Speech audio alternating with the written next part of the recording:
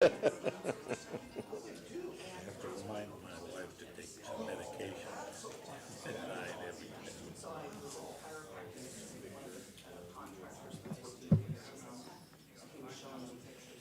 Oh, man, this is gonna be rough.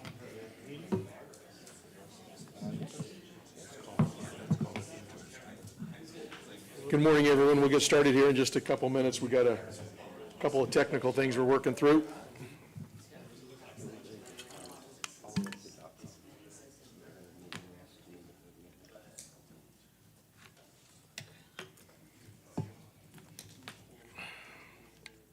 I'm gonna use this. That could be messy.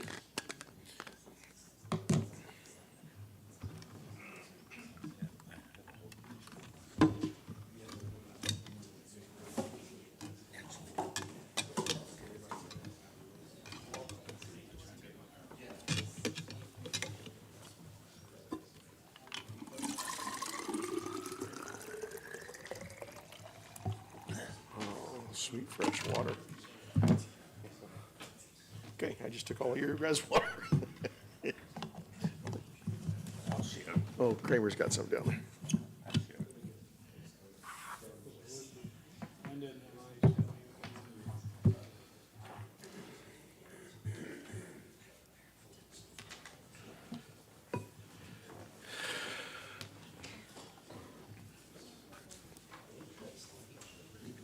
All right, are we good to go? Welcome, everyone. I'd like to call this Joint Commission special meeting for the City Council and the City Planning Commission to order. It is June 30th. We are at 9:02 a.m. in the Clearlake City Council Chambers, located 14050 Olympic Drive in Clearlake, California, for this special meeting and training. Mr. Flora, would you like to introduce the topic and our schedule for the day? Sure. So, Mr. Mayor, council members, planning commissioners, we organized this as a training on AB 52, law enacted in 2015 related to tribal consultation. And so we have asked Lisa Westwood, who is a registered professional archaeologist, vice president and director of cultural resources for eCore Consulting. She's been working with the city for almost a year now, related to tribal policy and whatnot. So, and then we've also coordinated with Mr. Robert Geary, who is a tribal historic preservation officer for Habimatal Poem of Upper Lake, as well as the Koi Nation. And so with this, I'll just turn over to... Well, I'd just like to kind of thank you for setting the ground rules. We've got a lot of people here who are in on their day off, a lot of folks that are volunteering their time. So I wanted to thank them for being present so we can all be on the same page moving forward. This is an important topic. And at that point, I think to officially get started, I'd like the city clerk to call the roll and we can have our pledge and then we'll get started with the presentation.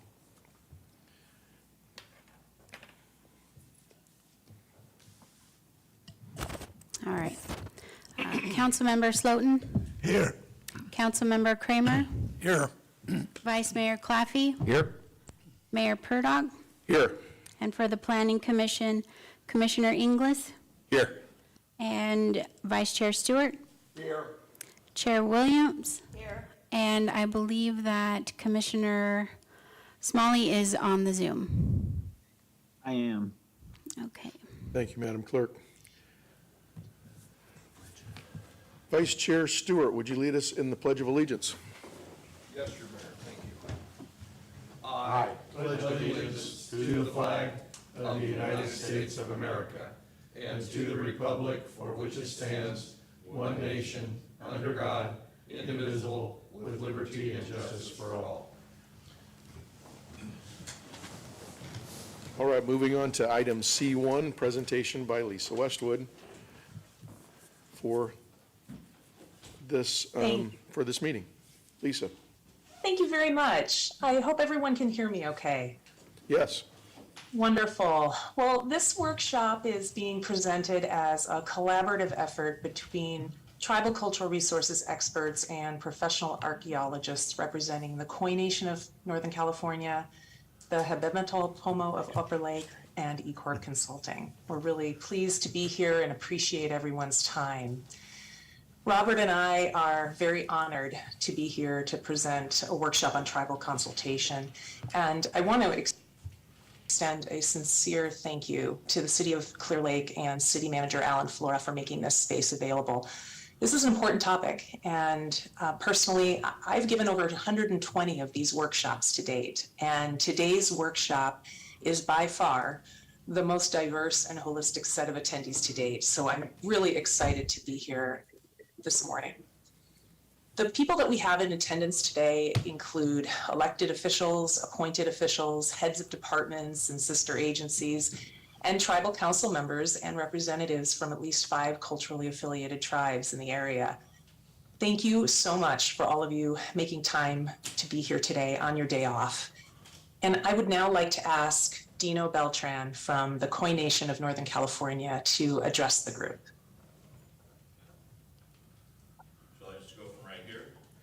If you could, step up to the mic, that way people that are not present in the room can hear you a little better. All right. Thank you, sir. Well, I need to turn around because I'm talking, all right. Last time didn't work out so good. All right. Well, good morning, everybody. Does that work? Can you hear me? Yes. Okay. Yes. Okay. All right, well, first of all, thank you, City of Clear Lake, for getting this going. We appreciate it. You know, the aspects of making sure we get policies and we're following the law and whatever other attributes that are associated with this are a valuable thing. You know, we all have checklists we have to take care of. We all have responsibilities we have to take care of, but it's within the details.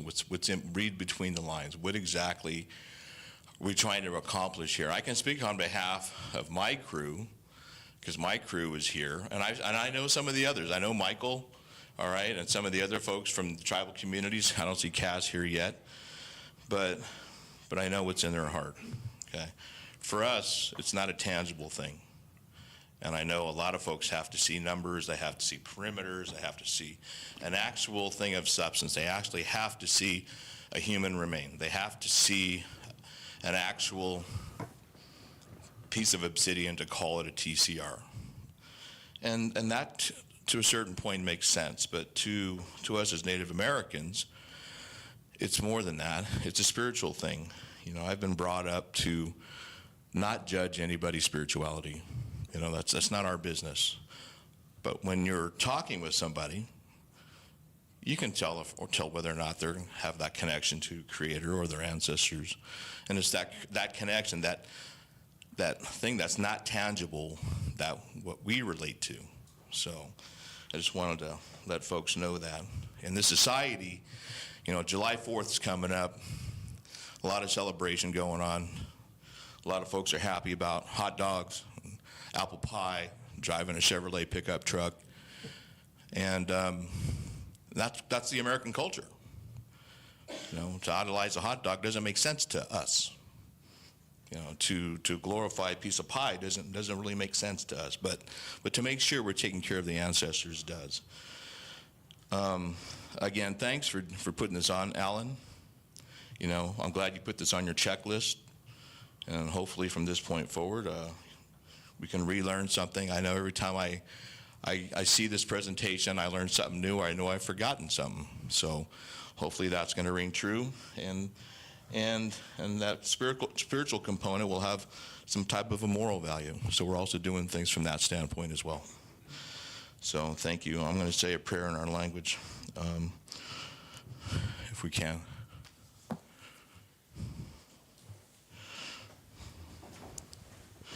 O ko hek we bostotit, mabate will let. O by withi shiskit, we ukat tsamal walka, wit bak tsanu tsamal kuboka. Ko hek we mabate will ukat tsalet, mabate will ukat let. Wiumtum fo betekit tadwa kanokana chamdalwa yehake ana. Oemek we bestotset. Mabate will let it. Kohek we bestotset. Oh. Thank you. Thank you so much, Dino. I very much appreciate those words. We acknowledge that the land on which we gather is the ancestral land of the Khoi, Elam, and Lake Miwok, who have inhabited this region for thousands of years and have had deep cultural, historical, and spiritual connections to the land. We acknowledge and respect them as the traditional custodians of this land and recognize these native sovereign nations as the original and ongoing stewards of these lands. It is a pleasure to be here. And for those of you that don't know me, my name is Lisa Westwood, as Alan kindly introduced me earlier. I'm the Vice President and Director of Cultural Resources for eCorp Consulting. I'm a registered professional archaeologist, and in fact, am the president-elect of the Register of Professional Archaeologists. The Register is the only worldwide certification program and credentialing organization for professional archaeologists. Right now, I have 28 years of experience working in archaeology and cultural resources management, and I am also on the faculty in the departments of anthropology at California State University and Butte College. As Alan mentioned, I'm also a consultant for the city of Clearlake, but I am here on my own time to support the city and the tribes in developing a stronger tribal consultation relationship. I am also, during my regular days, regularly work with agencies and tribes across the state and have developed a number of standard operating procedures and guidelines for various jurisdictions. And I'm currently helping the city of Clearlake doing that as well. So I'm very happy to be here. Today's objective is to really learn about government-to-government consultation and the fundamentals of that tribal consultation process. I will begin by presenting information about the requirements under state and federal law and the things that the agencies have to comply with. We're then going to take a 10-minute break, and then after that, Robert will take over and put those laws and those requirements into context, and he's going to provide some insight from the tribe's perspectives. And following this workshop, I will be providing these slides to City Manager Flora for distribution to the attendees. So you'll have these for future reference if you would like, to be able to turn back to or to share with others that maybe were not able to be here. One of the terms that you've probably heard is government-to-government consultation. And I want to break that term down into two important concepts. The first piece is consultation. And it helps to understand that legal definition in state law because this is really the foundation of the relationship between culturally affiliated tribes and agencies. The term consultation is actually defined in the California Government Code. It's a meaningful and timely process of seeking and considering the views of others while respecting cultural values. And state law actually requires mutually respectful consultation and care for confidentiality. And for that reason, today's workshop materials intentionally omit the locations of sensitive resources. We want to make sure that we are not disclosing sensitive information. The second key piece of this term is the government-to-government part. And it's important to recognize that tribes are sovereign nations and they have self-determination. Just like counties, just like the federal government, tribal sovereignty is a term that refers to basically a legal recognition by the federal government of the inherent sovereignty that tribes have on their own and that sovereign powers that they have to make their own laws, to levy taxes, and to have their own tribal justice system.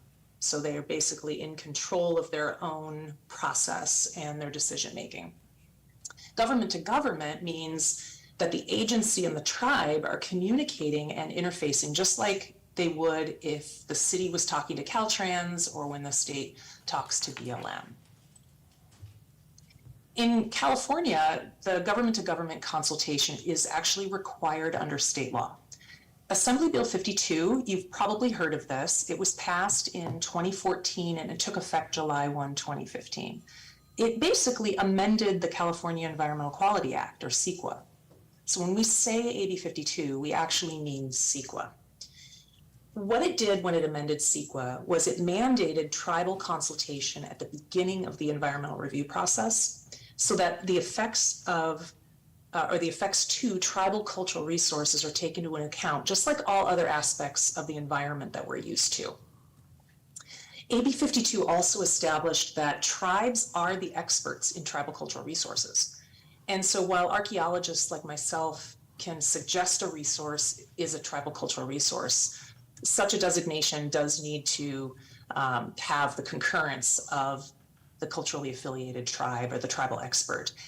And more importantly, as you're going to learn today, there are some forms of tribal cultural resources that cannot be identified by anyone other than a tribal expert, because they're not always archaeological.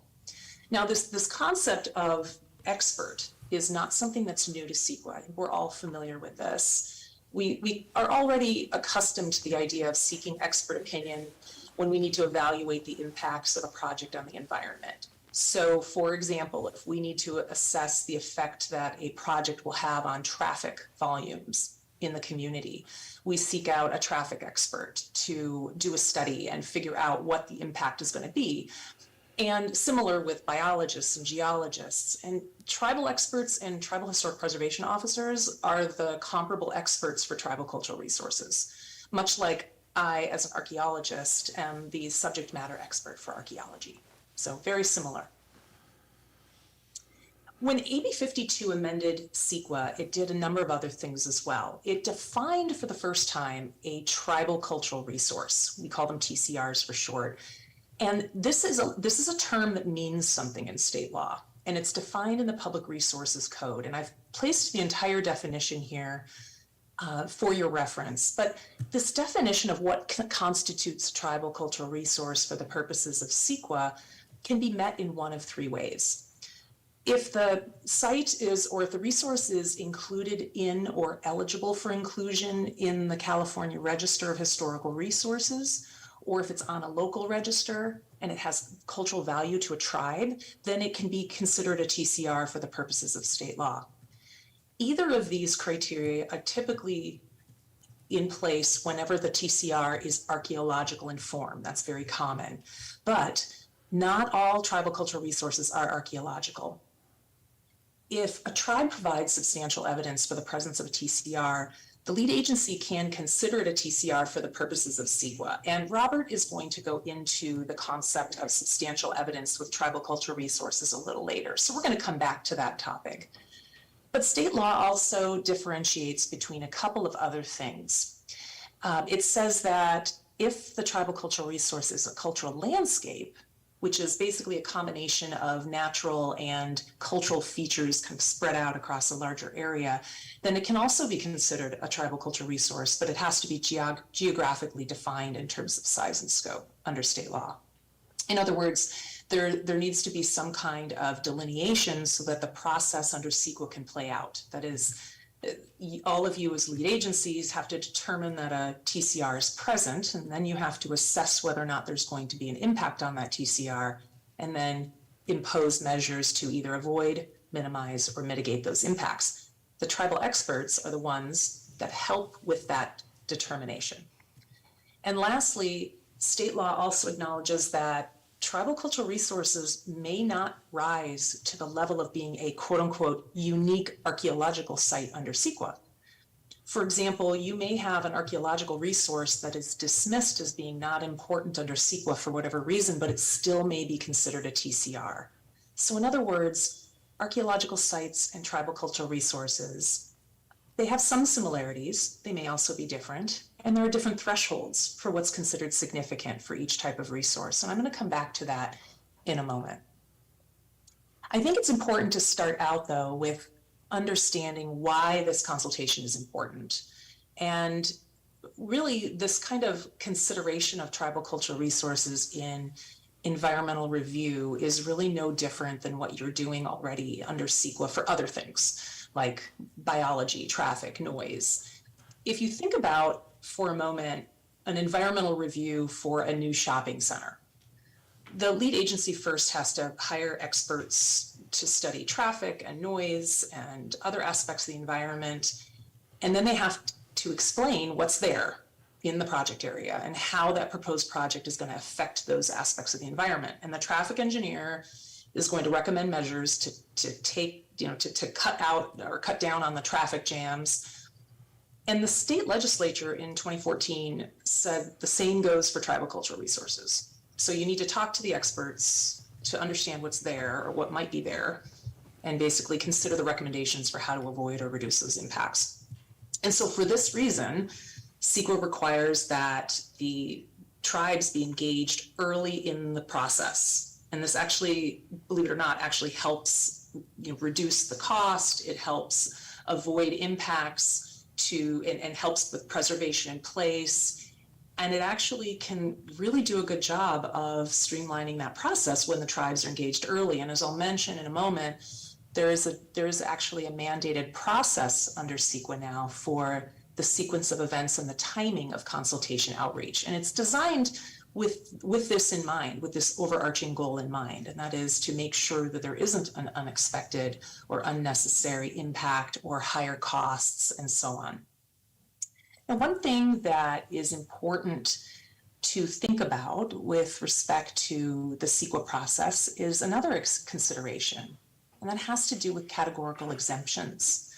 It's something that is used oftentimes by agencies for smaller projects, and it's important to recognize that already under CEQA, even before there was a tribal cultural resource considered as part of the checklist, one cannot use a CADX under certain circumstances that may be triggered by TCRs. The first one is the exception to the exemption. So basically this means that you can't use a categorical exemption under CEQA if there's going to be a project that's going to have a substantial adverse change in the significance of a historical resource. And as we'll learn today, there's a high likelihood that TCRs are also historical resources under CEQA. So it may trigger the exception to the exemption, and you can't use a categorical exemption. The second type of consideration is that a categorical exemption can't be used if there's a reasonable possibility that the activity will have a significant effect on the environment due to what's considered unusual circumstances. And there are a lot of things about tribal cultural resources that can be unusual, or at least not something that we've dealt with often in the past. And so these are things to think about, and agencies are really having to reevaluate their use of categorical exemptions as a result of these things. Now, speaking of laws, there are a lot of state and federal laws that mandate tribal consultation. As you can see from this matrix, these are all the ways that tribes are involved in your projects.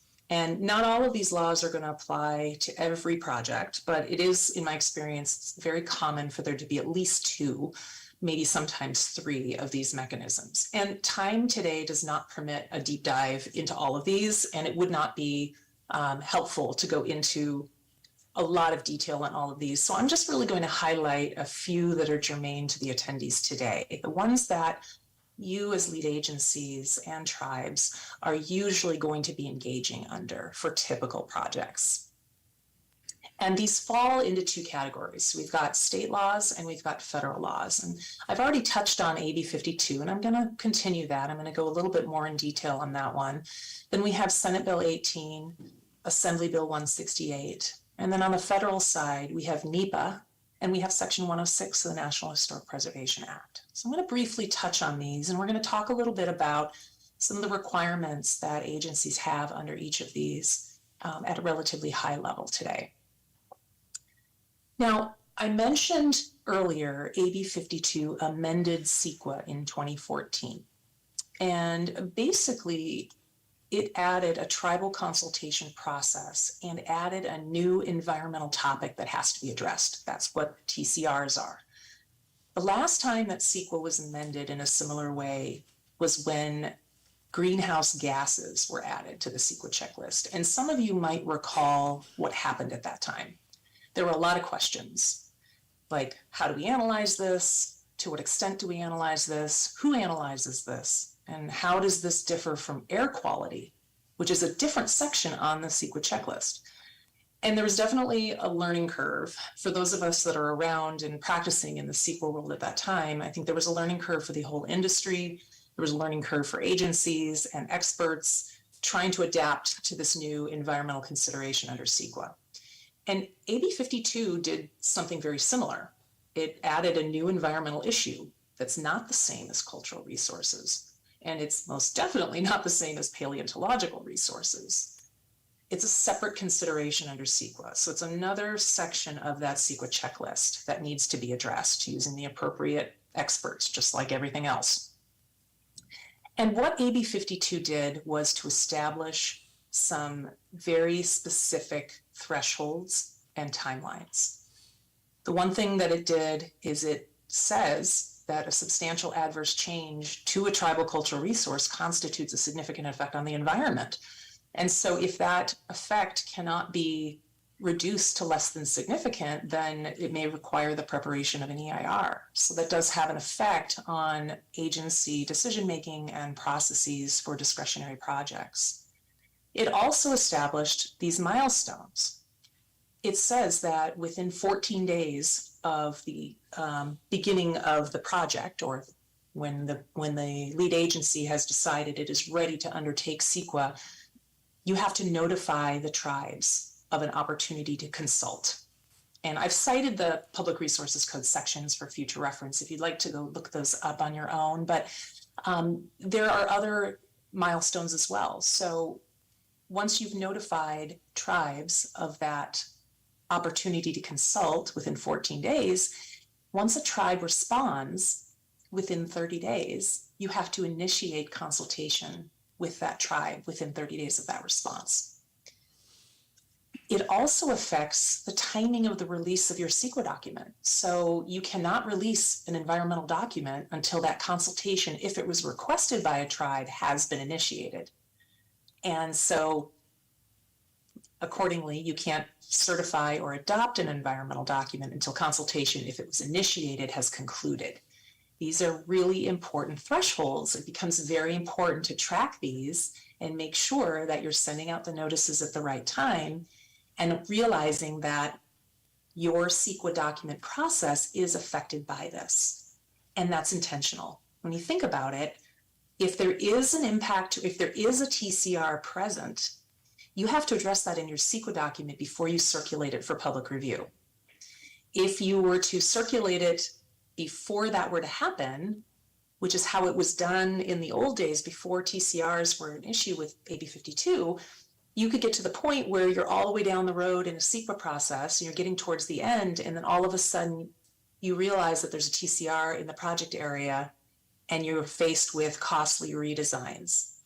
It costs a lot of money to design projects and all of the infrastructure that goes in to support it. So it is the intent of AB 52 and CEQA to front end load that process by having the tribal consultation early, so that if there are things that need to be avoided or preserved or dealt with, you have the ability to do that early on before you are locked into design and you've spent a lot of money. So there's some method to the madness, so to speak.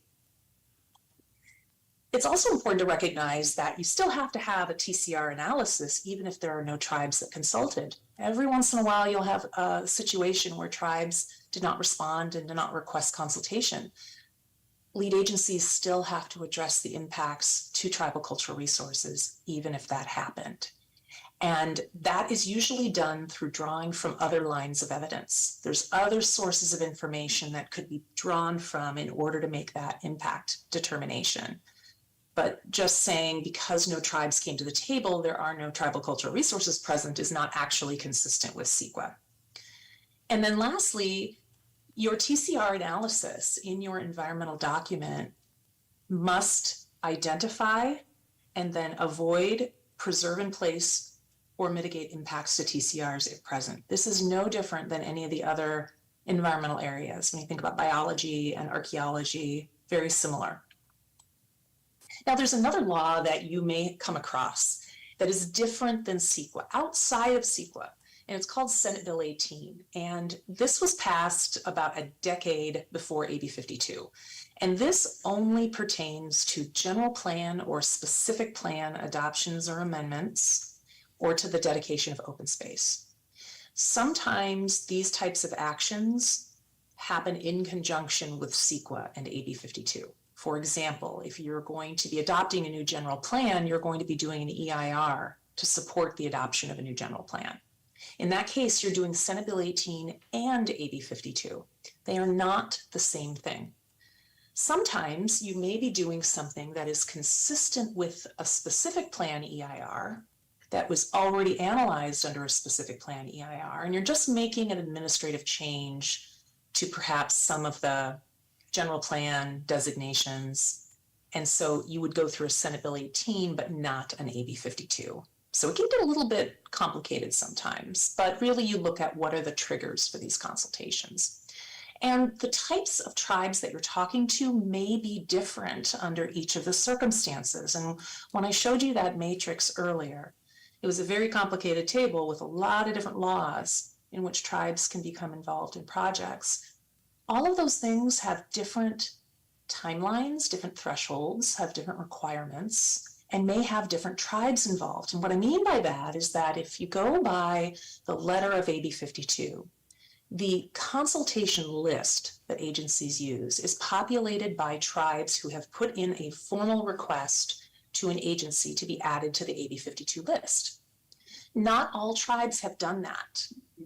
And so when Senate Bill 18 comes along, what a lot of agencies will do is they'll send off for a list to the NAHC and get a list of consulting tribes.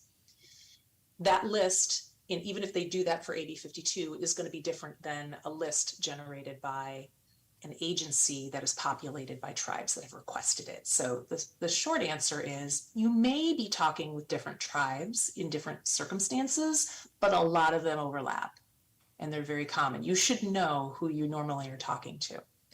Now, the goals of Senate Bill 18 consultation are a little bit different than CEQA, and that's largely because, I think, because when you're talking about CEQA, you're usually talking about approving a project. And when you're talking about Senate Bill 18, this is really forward-thinking planning in a lot of cases. When it comes to general plans and specific plans, and specifically, you're looking ahead. And so sometimes what you're looking at is where are the typical Native American cultural places that the tribes associate with? How do we develop land use designations early on so that we can preserve these in place? There are different timelines also associated with Senate Bill 18. So you recall when I talked about AB 52, there was a 14-day notice, and then you have to initiate consultation within 30 days of receiving the request. And after that, there are no more timelines. But on Senate Bill 18, the initial response window for tribes is 90 days. And then after that, there are noticing requirements that are required by the government code. 45 days out from the city council hearing to approve the action under consideration, a notice has to go out, and then another notice goes out 10 days prior. So you can see there's a little bit different noticing requirements as well. So it can be a little hard to track everything. And that's why for developing the City of Clear Lake's tribal consultation guidelines, we're developing a series of checklists and tracking forms to help city staff really be able to manage these deadlines and make sure that we're giving the tribes the opportunity at the right time, that we're making sure we're taking all of these things into consideration during the decision-making process. And similar to AB 52, the city could not take action on that general plan or specific plan adoption or amendment until that noticing, consultation, and referral process has all happened. Now, why this is important is that the use of Senate Bill 18 and tribal consultation helps avoid impacts to tribal cultural resources long before a property is actually proposed for development.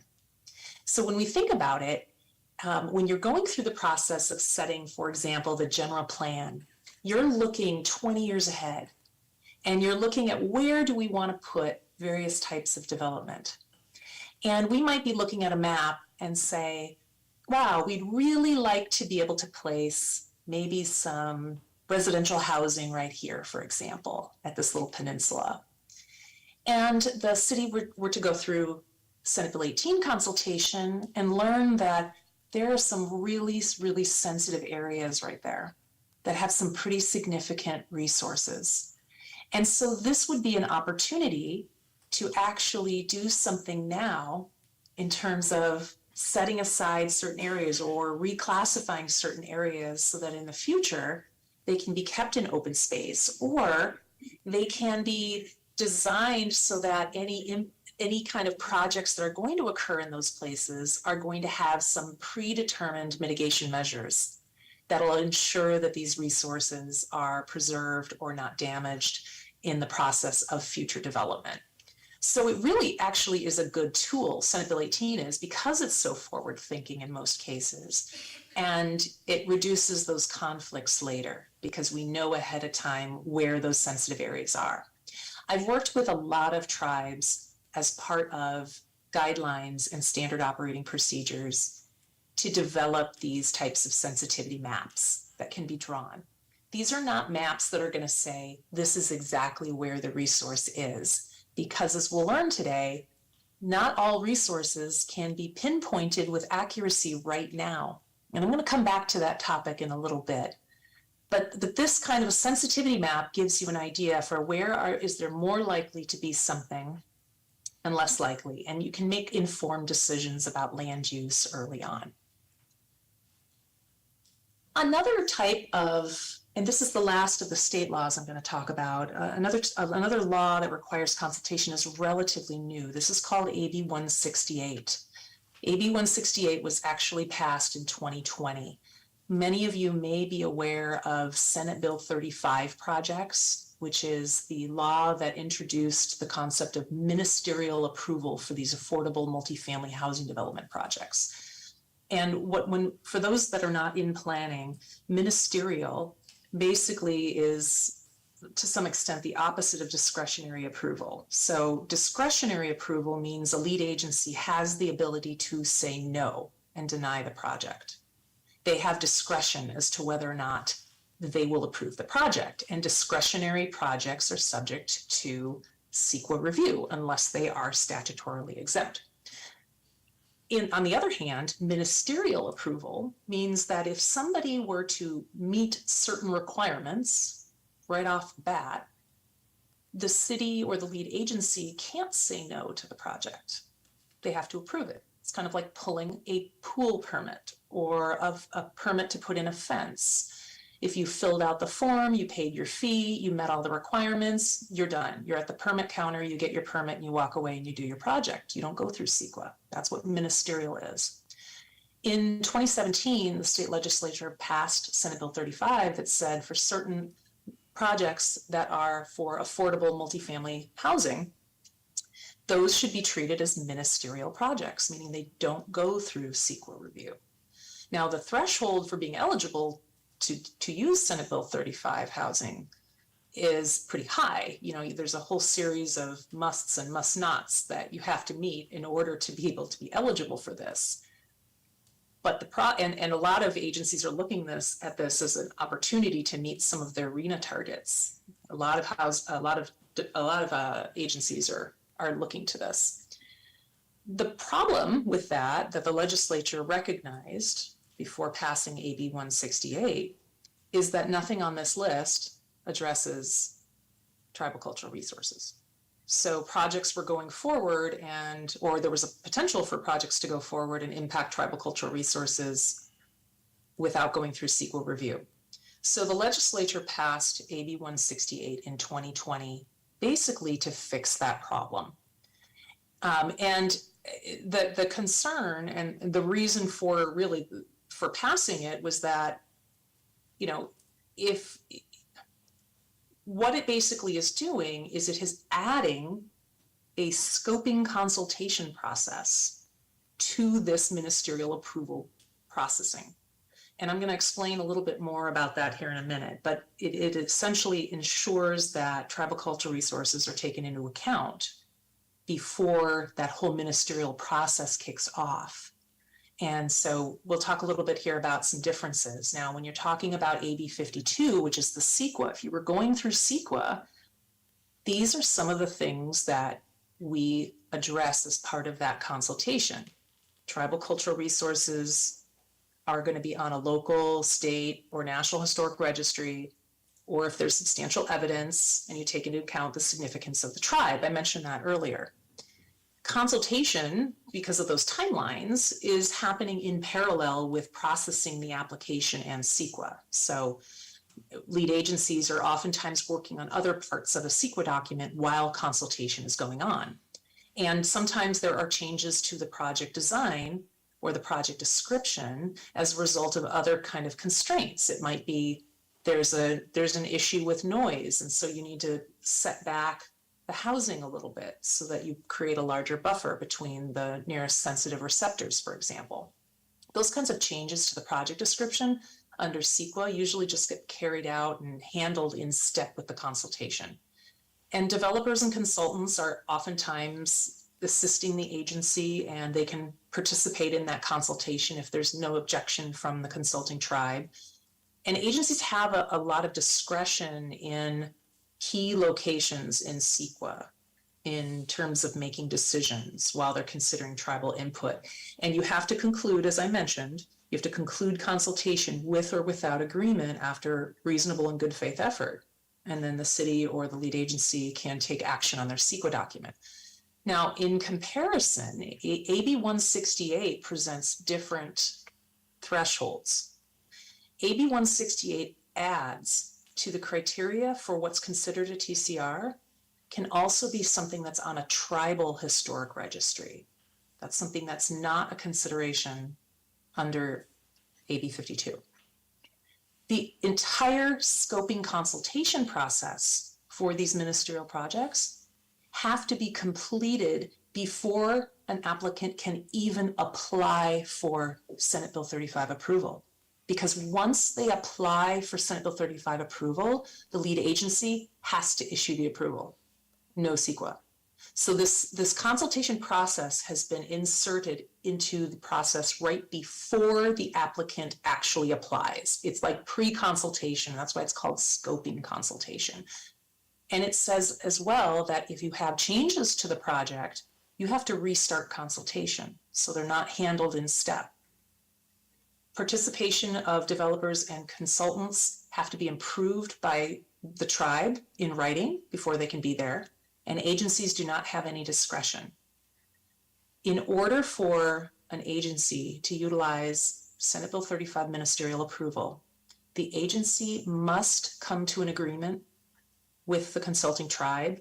Otherwise, it is not eligible for Senate Bill 35. And what that means is then the applicant can go back to the agency and file a development application and go through CEQA. And then they will be going through AB 52 at that time. So the thresholds are very different under AB 168. And it's important that agencies who are potentially processing these Senate Bill 35 ministerial streamlined housing projects are aware of these. Now, just briefly on the federal laws that may apply to any given project. Many of you are already familiar with NEPA, National Environmental Policy Act. NEPA is very much like a counterpart to CEQA, but it's on the federal end. And it affects local projects if the federal agency has what's called a handle. Is there something that a federal agency is approving, or do they have some kind of hook on the project? They have to go through the process of determining whether or not there is a significant effect to, or an adverse effect to significant or non-significant cultural resources. One of the big, I think, misnomers about NEPA is that it's only addressing significant cultural resources, and that's not actually entirely true. NEPA considers a much broader field of cultural resources that considers significant and non-significant ones. And NEPA requires that federal agencies actually go through that process of determining whether or not something's there and take measures ahead of time, very similar to CEQA. But where the local projects are going to have is usually some kind of a nexus related to funding or permitting, something along those lines, or some kind of assistance. When we talk about joint documents, we're talking about CEQA and NEPA together. And that might be because it's, for example, a housing development project that's subject to CEQA review, but then maybe there might be some housing grant money being provided by HUD, federal agency. That's one circumstance where you may have both federal and state involvement.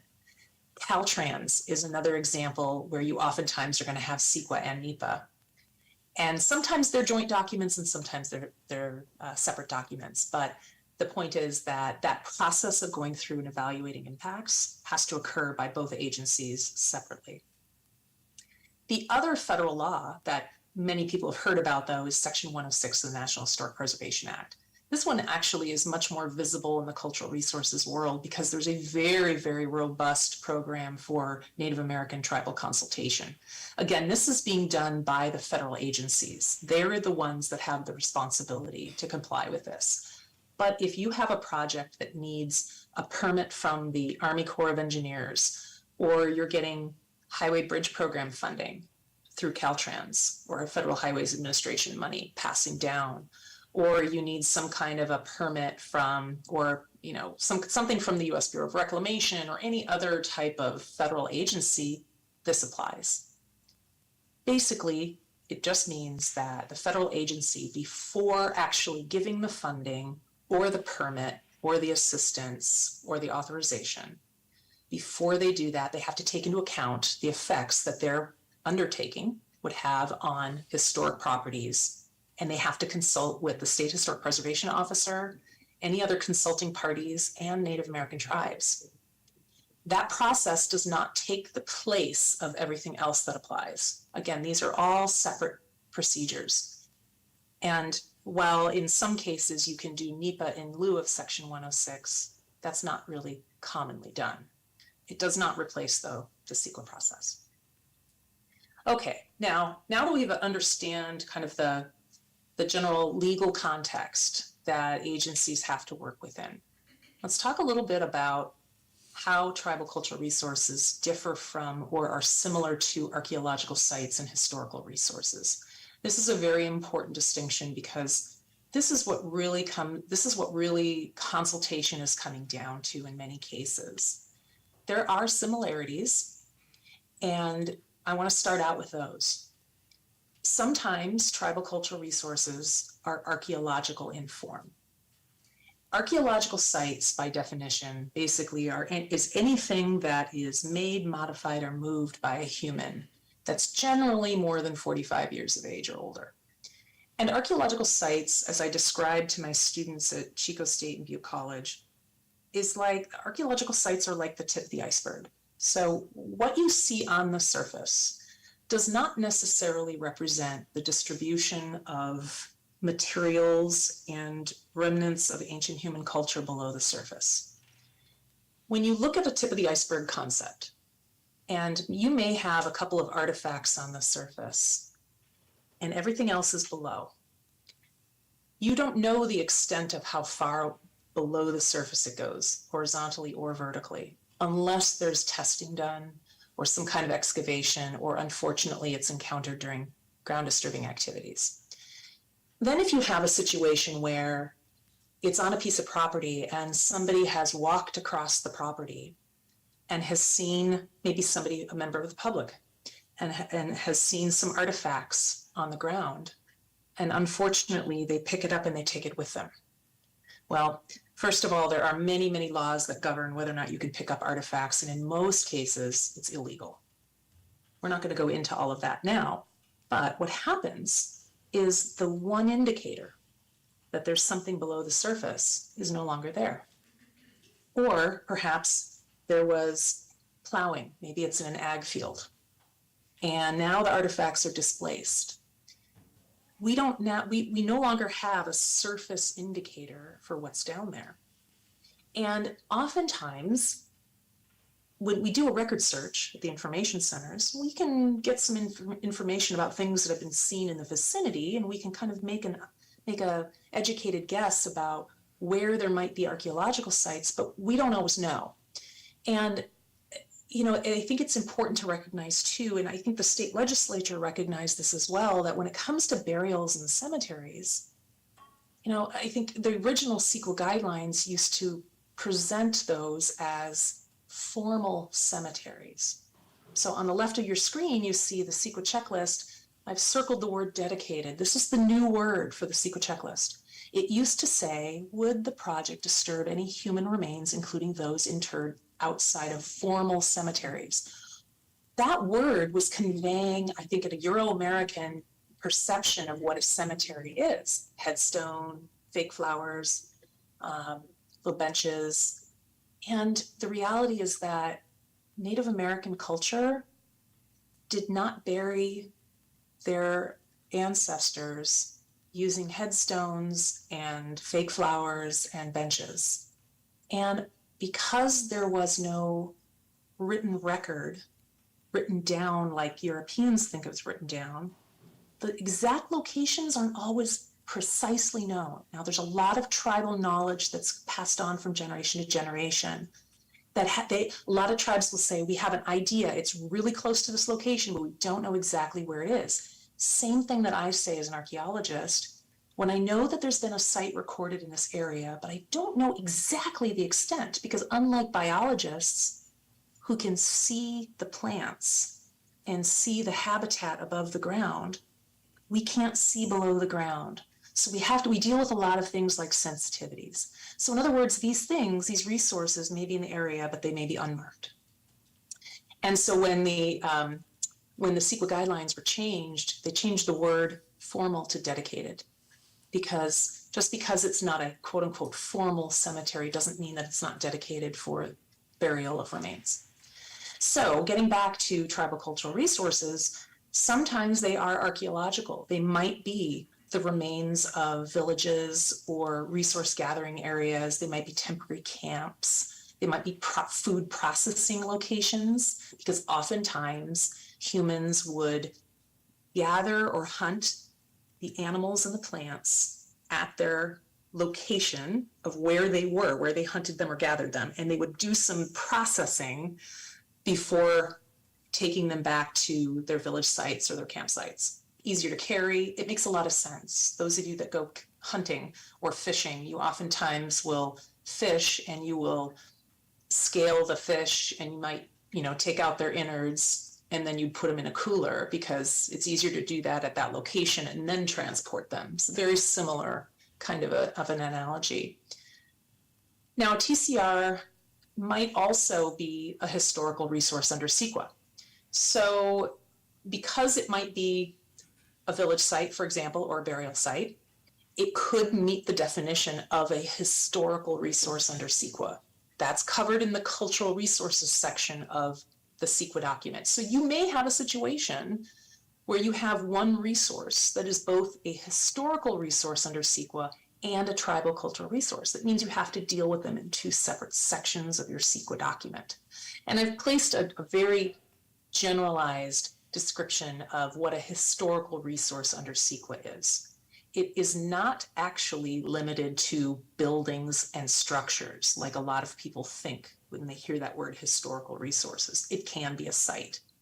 The definition is here. But what I want to point out is that in order for it to be significant under CEQA, a historical resource, an archaeological site must meet at least one of these criteria and retain sufficient integrity to convey that significance if it is a historical resource. This is different with tribal cultural resources. The differences include the following. Number one, archaeologists are identifying archaeological sites, but tribal experts identify tribal cultural resources. And a tribal cultural resource is not always archaeological, like I mentioned on the previous slide. Tribal cultural resources can be things like sacred spaces, which typically have no physical markers and are not archaeological. They can be ethnographic trails and trade routes that might only be marked by natural features, which again comes back to that landscape that I talked about earlier. It can be a cultural landscape if it's defined in terms of its size and scope. It can be important habitat where resource gathering or hunting was traditionally carried out. But where this differs from archaeological sites and historical resources is that the sense of integrity, being intact and in place, is not a requirement for TCRs under state law. It is a requirement for historical resources. But again, when you have things that are slightly overlapping, it can get a little bit difficult. But that's why you have experts in archaeology and tribal cultural resources to help you sort that out when you're doing that. Now, as I conclude, I'm getting close to concluding my portion of this presentation. I want to talk a little bit about cultural sensitivity during consultation. And this is something that I have had to develop over many years of doing archaeology. I am not a Native American archaeologist. In other words, my heritage is not Native American. I am an anthropologist, however, and it's important as an anthropologist to be that I maintain that cultural relativism, that I am very aware of cultural differences and different worldviews. And it's a skill that many people take many years to develop. It requires some awareness that tribal governments have very different procedures for making decisions and timelines. There isn't necessarily one decision maker. It's usually a tribal council, or it's a cultural committee that advises the tribal council. And they have, just like city councils and boards of supervisors, they have different meeting schedules as well, because they are a tribal, sovereign, native sovereign government. So they have their own schedules for their governance. So we have to remind ourselves that sometimes those schedules for meetings and their public meetings don't always align with ours. And so that's been a learning curve for a lot of us that work in this industry. We also need to remind ourselves that there's this institutional memory that I call, that the occupation of this area, of the entire country by Europeans, is still very raw. And it's one thing that I've learned by talking with so many tribal elders and hearing the stories when they were growing up of the challenges and the discrimination and the displacement. It's still there among many, many members of the tribal communities. And I know that Robert will talk a little bit more about that. I've also learned through my years that the tribes and the communities are oftentimes displaced from their traditional lands. Right after Europeans came over and the missions were really developing in California, a lot of tribes were unfortunately just rounded up and they were moved to other locations. For that reason, when any of us send off for a list of culturally affiliated tribes to the Native American Heritage Commission, we will oftentimes get back a list of culturally affiliated individuals that may not be geographically located near the project. And that's because even though right now they are physically living somewhere else, they are still culturally affiliated with that area. I try to kind of liken it to my situation. I'm from Wisconsin. I grew up in Milwaukee. I'm a cheesehead and a Packer fan. And I live in California now. And the fact that I no longer live in Wisconsin does not make me any less affiliated with that state. And it's very similar kind of analogy with many tribes.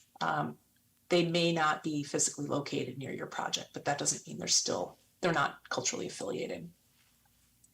I've also come to realize that not all tribes have the same amount of resources to be able to consult meaningfully.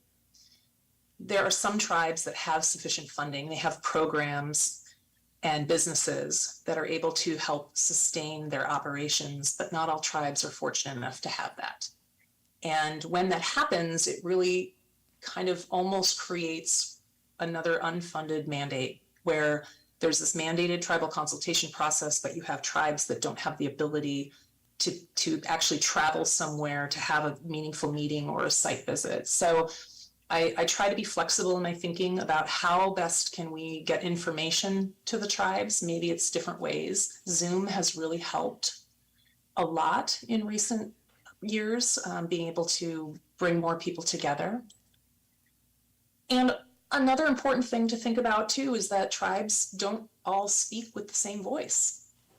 And another thing that I've learned is that when I'm consulting or helping an agency consult with tribes, it's important not to have one big tribal consultation meeting with multiple tribes. Every tribe has its own sovereign nation, and they have different opinions and different philosophies and different information. And so that information is very private. So having individual meetings with tribes instead of one large meeting is always good practice. And then lastly, the fact that, and I touched on this earlier, that the main method for transmission of traditional ecological knowledge and tribal histories is through oral history, songs, and ceremonies. Those have to be practiced in order for that information to be transmitted from generation to generation and kept alive. It's like a sourdough starter. If you're gonna start sour bread, you're gonna have to feed that, and you're gonna have to, every day, you're gonna have to do something to kind of keep that starter alive so that you can bake your bread later. Very, very similar. And even the Governor Newsom has acknowledged this sensitivity and the awareness that there have been a lot of challenges presented to tribes over the years, and even issued an apology to Native Americans for the historical wrongdoings.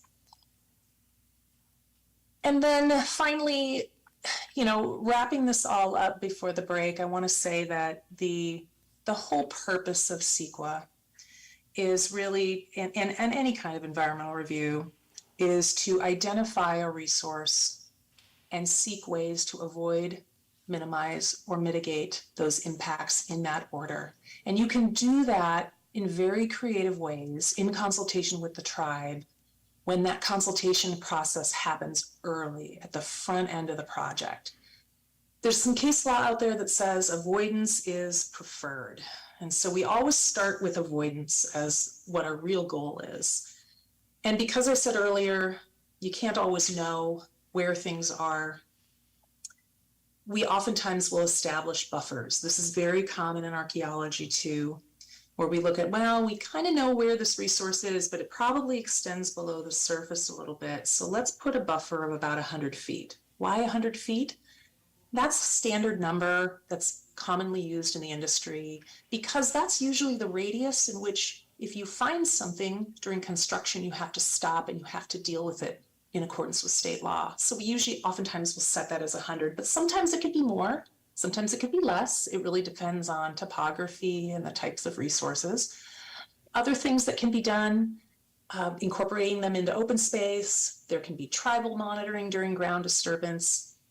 But in the end, though, avoidance might not be feasible. It might be a public safety project. There may just be engineering constraints and building codes. It may just be really difficult. But then the agency needs to take measures to minimize the impacts. And all of this is done in combination or in coordination with the consulting tribes. But sometimes tribal monitoring is appropriate, sometimes capping. Capping is basically laying down soil and a combination of layers of materials to create a vertical separation so that you can have activity going on above, but then that activity is not going to have an effect on what's below. Some types of sites, that's a very appropriate way of minimizing impacts. It's not appropriate for everything, like human remains, but it's certainly something that is in your toolbox and available to you. There's also the idea of keeping soil that is disturbed during ground disturbing activities, balancing it on site and not exporting it, because archaeological soil is composed of all sorts of constituents, artifacts, food remains, all sorts of different things that creates what we call like a prehistoric compost. Essentially, it's just organically rich materials filled with artifacts. If you take that off site or you move that, that actually creates another archaeological site. It's for that reason that archaeologists like myself, when we do flint knapping for recreation, where we're making stone tools, practicing that craft, it is important for us to lay down a tarp over which we do our flint working. Because if we were to do it on the ground, then we would be creating a lithic scatter that would just be there forever. And that would not be appropriate because that's not an archaeological site. That's flint working for recreation. So it's a very similar concept. And there's lots of other things that can be done. But the last resort is mitigation and preparing an EIR. We certainly don't want to have to do that. But that it is in that order: avoidance and then minimization and then mitigation if necessary. So I think to sum this up, the best practices that I can recommend just as a practicing archaeologist that I see being done in various other jurisdictions in the state are things like setting up quarterly check-in meetings. The Army Corps of Engineers does this a lot. Caltrans does this in some of their districts. Having those periodic meetings to discuss, project look-ahead reports and just having everybody on the same page is very helpful. Some agencies are establishing designated tribal liaisons, so a certain staff member that will be the single point of contact and the resource that tribes can go to if they are having trouble getting information or have questions. In addition, you should consider having a decision maker in the room. I think in the spirit of government to government consultation, having a tribal representative and an elected official is always good practice. You might want to consider adopting a land acknowledgement statement. A lot of agencies are doing that. Most universities and colleges have land acknowledgements. I gave one at the beginning of this workshop. I think it's always good to have that statement, to always remember, the continuity of human occupation in the area. You might want to consider mandating that cultural resources consultants that are preparing archaeology reports require that they include tribal participation during surveys. Many agencies are doing that now. City of Carlsbad is one such agency that has guidelines I helped develop that now requires that archaeologists involve tribal participation. I think that's always good practice. And then consider training new employees to help take tribal consultation training and help them understand this process. And then consider adopting guidelines to be a tool for staff. And I'm really excited that the city of Clearlake is taking on that process right now. And we have already started that outreach to tribes. So with that, I know that we've been going on for a little over an hour. I think this is a great opportunity to take a quick break and reconvene in about 10 minutes. And then Robert Geary is going to take over, and he's going to give the tribe's perspective and provide a lot of really good information about tribal cultural resources. Thank you. Thank you very much. We will reconvene in 10 minutes at 10:18.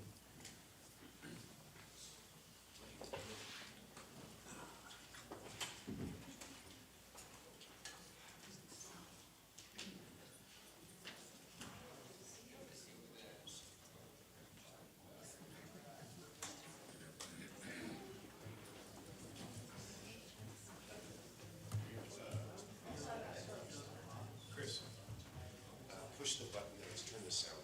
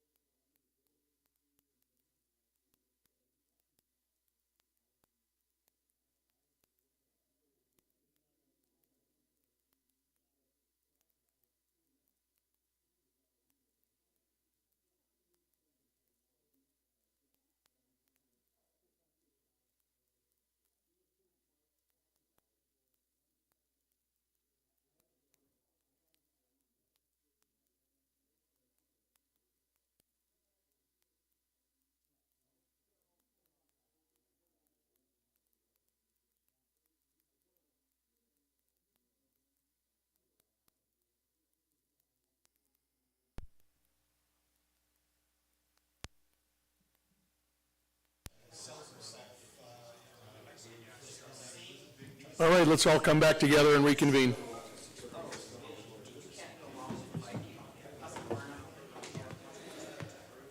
There's donuts in there. You missed it.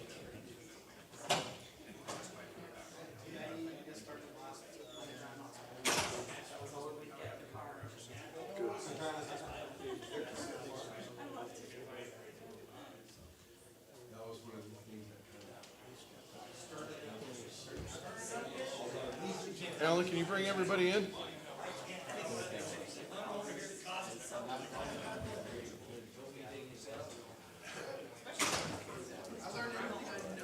Yeah. Well, this is not what I wanted. I wanted.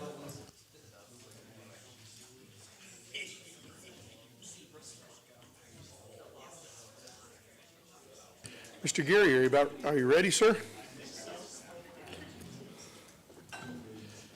Do you need anything, No, I don't think so. reconfiguration or anything? No, as long as Ms. Westwood is still on, she can change my slides. Is she there? I sure am, Robert. Awesome, Thank Lisa. you. Appreciate it. Thank you, Lisa. Okay, and I think we're good with how the cameras are set up, so people in Zoom world can see you. All right. So is it okay, I think, because I also want to speak to. Absolutely. So, yeah, so No, pick it absolutely. up This and is, move around. this is a different style meeting than Okay, what we're cool. used to. I'm a mover, so. Yes, you are. All right, Okay. we are reconvened. I'd like to thank Mr. Gary for our next presentation coming up. Mr. Gary, the floor is yours. Thank you. First, I want to say thank you for giving me the opportunity to be a part of this training today and this workshop today. I think it's really important to get the tribal perspective. I think when we're in the process of making determinations, I think for projects and permits, especially with some of the guidelines I think that are upon us today, a really important part. So I just want to introduce myself in my language really quick. Something that's. Yeah, we've got to leave that door open, ma'am. This is a public meeting. Sorry, Robert. Okay, yeah. Hekate mai okate kemtsel wichen Robert Gary yachake a limbak. Habematol tip yachake koi tip tawal kit. How are all of you today? My name is Robert Gary. I work for Habematol and for Koi. Today I'm in the capacity of the Tribal Historic Preservation Officer in this training today, giving my portion of this workshop and the tribal perspective. I think when dealing with CEQA and AB 52 and tribal consultation. So I just wanted to kind of go down some of my qualifications, I think, for my position and some of the expertise that I have, I think, with the job and the position that I fall under. So I am the Administrator of Cultural Resources and also the Tribal Historic Preservation Officer for the Habematol Pomo of Upper Lake. I'm also the Tribal Historic Preservation Officer designee on behalf of the Koi Nation. I'm also a cultural leader and practitioner of the Willamette Colony where I'm from, where I live. I'm also a Southeastern Pomo language teacher and learner still, and I live on the reservation of Willamette. I'm a member of the California Tribal Historic Preservation Officers organization and also a member of the National Association of Tribal Historic Preservation Officers. I also sit on the Lake County Cannabis Ordinance Task Force Committee with the county for permitting cannabis projects. I'm also one of the recipients of the from the California Tribal Historic Preservation Officers of the 2021 Cultural Resource Management of the Year Award from the Society for California Archaeology. I'm also a cultural curation advisor and artist to the New York Metropolitan Museum of Art, the Young Museum for the Jules Tavernier and the Clearlake Pomo exhibition, along with exhibitions with the Grace Hudson Museum, and also working with the San Francisco Opera. I've conducted many interviews with NBC, News for Native California, San Jose Mercury News, LA Times, News for Native News Online, Capital News Radio. I've also done presentations and training for the State Department of Water Resources, the Lake County Office of Education, the Lake County Planning Commissioners and Planners, the PL 280 training provided by Habematol Pomo of Upper Lake for the Lake County Sheriff's Office. Also presented at the Judges Breakfast on Tribal Cultural Resources, training for Department of Transportation, Society for California Archaeology. I've also done cultural awareness trainings for UC Berkeley, Stanford, UC Davis, and Purdue. So as you can see, I kind of have a wider array of a lot of different hats that I wear, both in my professional capacity and also in my personal capacity. And so culture has been a part of my life from day one, and still practicing today. Not only that, but just making sure that that knowledge that I've learned from my elders is actually being passed down not only to my family but my community and now to the cities and counties that I work in. Next slide, please. So I just want to start off, I think, with, excuse me, this doesn't make big. I just want to start off with kind of where we're at today. And one of the problems I think that, we really need to see what Lake County has happened, what has happened to the tribal communities, I think, within Lake County in the history that's here. So as you can see on the slide, to the right is the actual mercury mine. This is a picture that was in the 1930s. This is a picture of the Bradley mine. You can see Konocti in the background. In the very middle, it's a little tiny speck, but that's an actual excavator. So it kind of gives you the range of the destruction that was there. So in my territory, from where I'm from, this was an actual land tract. And so this was prior to AB 52, 106, any kind of environmental laws. So a lot of the tribal cultural resources that were there were destroyed and are no longer there. On the left-hand side, historically, archaeological collections that happened prior to a lot of the laws that are set into place. Here, in 1906, you can see Grace Nicholson, which, she has a lot of collections, especially in the Lake County Museum, was a big part of Lake County in collecting items. The unfortunate thing is how she collected. In this picture, she had a Pomo resident actually excavate the remains of his uncle and items that were also in that. And this is just the history. So I'm not here to make anybody feel bad.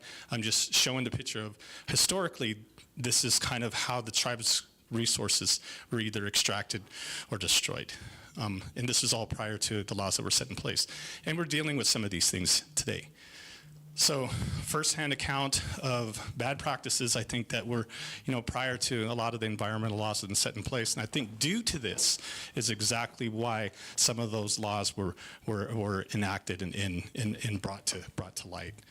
So, and these are, like I said, these are actual photos. The Grace Nicholson is actually at the Huntington Library down in Southern California. And the caption isn't anything that I made up. The caption is actually the caption that went with the photo. So it's, like I said, it's just a reminder of some of the tribal perspectives when we're talking about our history and our culture, that this is what we're affected by. And so we're trying to save and trying to either repatriate some of those items that were, a part of this legacy that's happened. So next slide, please. So I'm going to give a little history about tribal history about the city of Clearlake or Lake County itself. So the actual name from the Pomo tribes that are around here is called Chabitin. The word Chabitin means big water. The word Cha is water, Bitin means big. And so regardless of whether you're Southeastern Pomo or you're Eastern Pomo, it's still the same. I'm almost certain that Lake Miwok probably has a different name for it. But with that said, today there are 7 tribes that are within Lake County. 7 different nations, different processes, different protocols, different traditions that are part of Lake County. Lake County, or Clear Lake, is actually the oldest lake in North America, in our country. The Pomo word actually was not anything that we called ourselves. It was actually created by an anthropologist that came into the area and kind of started studying us and started saying, okay, well, your languages are somewhat familiar or similar. And so I'm going to call you all Pomo. And so the actual word in my language, when it's broken down, the word po, which in a lot of communities, Pomo communities, is the actual name for the magnesite, and which is held highly as far as currency. Magnesite is they also refer to as Pomo gold. And mo is the actual hole or cave where it was extracted from to make these beads. And so hence Pomo. That's where it came from. Where you come from, where I'm from, over in Alem, we're called Umtimfo. That's a native person, native people. Umtiwi is a native man. From where my mom's from in Eastern Pomo, Gauk is would be a native person or a native man. So those things are the distinctions, I think, between what is, the tribal perspective. I think when we're looking at history, even back to the name of what we're calling ourselves. So the word Kanaktai, which is something that we see every day, I have a picture of it up in here, is actually a southeastern Pomo word. It's not an eastern Pomo word, but it's a southeastern Pomo word. The word Kano actually means mountain, and Kutai actually means more than one woman, older woman, plural. So it actually means the old mountain women. And so that is actually a name that is, like I said, in the southeastern Pomo language. You go over from where my mom's from, and she's from Big Valley, and she's Eastern Pomo. They call the mountain Konobatin, and the reason why is the perspective changes. When you're looking at it from my mom's place, one hill or point or ridge hides behind the other, and it only looks like one big mountain. So Denobatin just means big mountain. And so that's the uniqueness, I think, that we have from within our communities, our different communities. And so one of the things that some of that significance and in cultural knowledge, I think, that comes with consultation of better understanding, the landscape from a cultural perspective. First contact in Lake County was 1833. And the Pomo were affected by loss of land, disease, slavery, mining, missions, not able to practice ceremonies, language, and a government-sanctioned genocide. This is exactly just what it is and what had happened. So as far as coming from the tribal community or tribal perspective, we're looking at ways of being able to incorporate, the indigenous community that's from here. And the way to do that is to understand, I think, the history, the true history. It's not a pretty one. It's an ugly one. But through all of that, the fact is, through all of that, we're still here. Pomo communities are still here. The traditional and cultural practices are still being done. The traditional and cultural knowledge is still being passed. So that's happening today. Next slide, please. So the Habemeto Pomo of Upper Lake and the Koi Nation Cultural Resources Departments, that's the department that I work for. And so these are some of the things I think that we, as far as, when getting into consultation, what our department is actually doing before we actually get to consultation and what we're tasked with. So the main thing is the protection and preservation of tribal cultural resources. That's what our job is. That's what we're tasked with. And to do that, we have to stay current on federal and state environmental laws, requirements for the protection of tribal cultural resources through NEPA, CEQA, 106, AB 52, SB 18, NAGPRA, AB 275, and also AB 168, which Lisa hit on earlier. So through this, now for the protection and preservation of the tribe's historical footprint on the land, we have an opportunity to be able to bring our expertise now to the consultation table to make a good determination for projects that are going to either get approved or permitted, to be able to make sure that we can save that footprint. So as you can see, some of these things that, that we are doing on a day-to-day basis, like, we reviewed the recent guidance document from the Advisory Council on the Historic Preservation in the White House. We consult with federal, state, and local agencies about impacts on cultural resources for permitted projects. We mitigate the process, the high, as far as for our threshold. The main thing is to mitigate a project for preservation in place. And that's really, especially I think with a lot of the development that not only the city of Clearlake wants to do, but also the county. And so that's where the tribe has the distinct opportunity, I think, to sit down in consultation and figure out a way that both the city and the counties can do the development actions that they need to, also with the preservation and protection of the tribe's cultural resource. And I think Lisa hit on it earlier, is that the earlier, the better. The redesign of something, a project that can particularly happen on a certain project that is culturally sensitive, is definitely something that is cost-effective and easy to do at the very beginning. Before we get down the line and something happens and something pops up where now it's stopped. Now we have to figure out an idea or a way or a process on how are we going to deal with this. And so those are some of the things I think that it streamlines, I think, when we're there often and early. So we also collect research and archival material on the tribe's history in their Aboriginal territories. So it's not only the tribal perspective when we come to consultation tables, but all of those, our past ancestors and our family members that were actually interviewed and documented, from past anthropologists and archaeologists that we go through. And what did they leave? What kind of recordings? Along with the cultural and the traditional community, of the Pomo people that were within the area, talking with them too about any concerns or anything that they know about.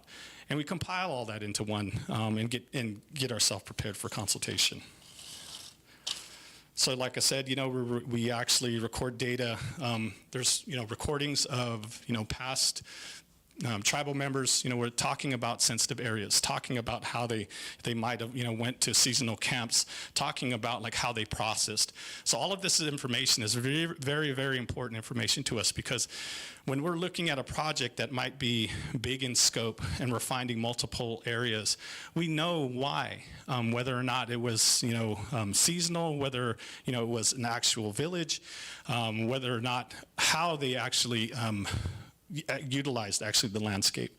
So it's very important that we go through all of this important information, important data, archives that were left behind, and then even with the current tribal members and knowledge keepers that we talk to and that we discuss with. We also create maps of culturally sensitive areas. This is something that I think Lisa alluded to earlier, is that not all tribes have the same capacity to be able to deal with tribal cultural resources. I'm fortunate enough to be able to work for Habemetal Pomo of Upper Lake, and we have those resources. I'm able to come to the consultation table with an actual map. I'm due to the confidentiality agreement that we've done with the Chris Center down at Sonoma State. I can show that, but I literally can't give it out. Those are things that also, that information is also in your environmental assessment from archaeologists. I think when you have a survey done, that definitely should be there. There's a lot of times I think that when my department comes to the consultation table, that I have a little bit more, because I'm incorporating not only the traditional knowledge and the cultural knowledge from the tribe, I'm incorporating with the scientific knowledge. And so it's, not putting down or saying that any less than what the archaeologists are doing, but I think coming from the tribal perspective on tribal cultural resources, we bring a little more detail to the consultation. We also actually go out and do land surveys. So what we do is we go out there once we get notified, and we'll hear about a project, and we know that it's sensitive. Say there's a waterway on both sides of it. There's some kind of indicator that stands out to us, that we want to go out there before anything happens and go out and see if we can see anything on top. Take a look and to see if there's some kind of survey that we noticed from an indicator that we see on a map to double check, triple check, and make sure that we're walking through that and in surveying the area for anything that could be exposed before any kind of machine gets actually put on the actual project site. We also train and prepare tribal monitors for each project. So through our training, we have to, over at Habemetal, we make sure that our monitors, and even through COI, is that they have to have OSHA. They have to be safe. To be able to be on a project site, we want them to be able to work all day and then come back to their families at night. Safety is key. HAZWOPER, when we're talking about the mercury mine cleanup that's happening, Superfund site that's happening. You can only be on there with the HAZWOPER certification. Habemetal Pomo has actually had monitors out on site for the fire. You had to have HAZWOPER certs. So we are also making sure and mandating that our tribal monitors are certified to be on these, not only with just the traditional and the cultural knowledge that the tribe has, but also to make sure that they actually have the safety certifications and knowledge that they need to be on, specialized sites.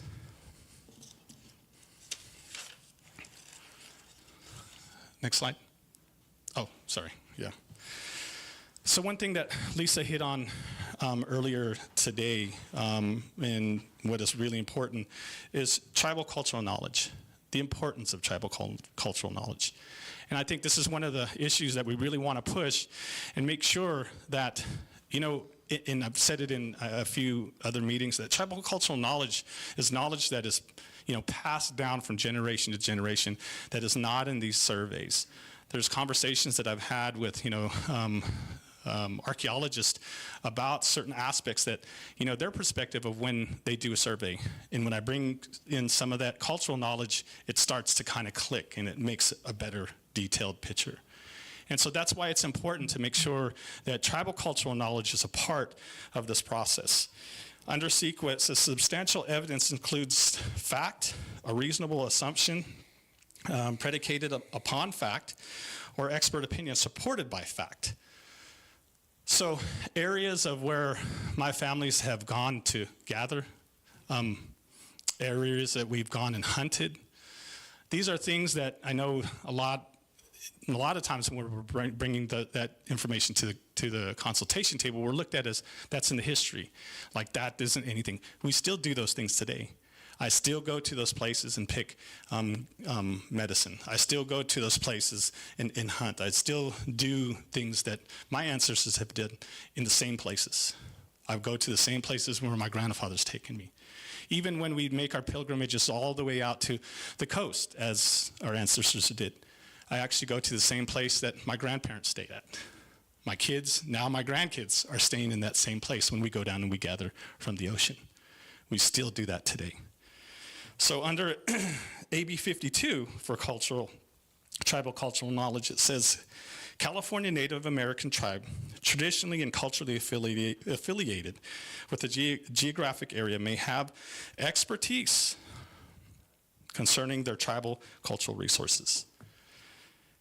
The legislature found that and declared that because CEQA calls for a sufficient degree of analysis, tribal cultural knowledge about the land and tribal cultural resources at issue should be included in the environmental assessment for the projects that may be significant impact, that may have significant impacts on those resources. And that's what I do. That's what my job is. My job is when the consultation happens, the tribal cultural resources and the tribal knowledge that doesn't come from the archaeologist or anyone else that's at the consultation table, that comes from me. And for that makes us have a better and more detailed picture about potential impacts for tribal cultural resources, and to be able to continue the consultation for the project to be complete. And I think that's really what tribes are doing when they're trying to figure out or trying to understand how we can preserve in place, if possible, if not through other mitigation measures, how we can continue to make sure that the project goes forward, but still protect what we have in place. And so that's the process for consultation. This is considerations. It says archaeological information is not the same or substituted for tribal cultural knowledge from culturally affiliated tribes. And I think this is one of the things that the tribes are starting to really push, especially at the tribal. It's not that we're saying to discount the archaeological surveys. We're also asking to include the tribe's expertise in what the survey has found. And then also include preservation methods that we can all come together and agree upon in making sure that we don't lose that footprint. And so it's really important to understand the differences between archaeological resources and tribal cultural resources. A lot of times I look, when I look at mitigation measures, and I see how they mitigate, whether it's the city or the county, and like I said, I've done this not only here in Lake County, but I've done it in 5 other counties prior to moving back here. So I've seen where the mitigation measures for archaeological resources are basically just cut and pasted on tribal cultural resources. And they're two different. They're two different type of resources. So they have to be mitigated in 2 different ways. And that goes to consultation with the tribe, understanding their protocols and traditional cultural practices, their values, and incorporating that into any inadvertent discoveries that are going to happen. How are they going to deal with it? If it's burials, how are they going to deal with it? The way that, my tribe would deal with a burial is different from, the different to, Middletown, on how Middletown Rancheria would deal with it, to Big Valley. And that's what makes us unique, is that we're all our own sovereign nation, our own processes, our own protocols, our own traditions. And that's what has to be brought to the table. It's not a checkbox and saying, okay, well, hey, I talked to one and they're all going to go with this, because it doesn't work that way. And so it's important, especially when you have, and to be prepared, because there's probably going to be projects that are in shared territories. It doesn't mean that one tribe is over the other. It doesn't mean that one tribe is right and one tribe is wrong. It means that now you have to take into consideration possibly 2 mitigation measures to be able to incorporate both tribes and what either the city or the county wants. So, and in the end, it's really making sure that the mitigation measures are there and set in place that everyone feels comfortable with. I know on behalf of the Koi Nation, since I've been coming to these meetings, the tribe is not against development. We've sat down and we've discussed how can we make development continue with making sure that we still can save. And Lisa, talked about it earlier, was talking about monitoring. That's one mitigation. That's one mitigation. And so preservation in place, we're talking about engineered fill, we're talking about, looking at, different types of fabric setting on top. So a lot of different types, redesigns, different types of ways to mitigate. Next slide. So we talked about tribal cultural resources earlier.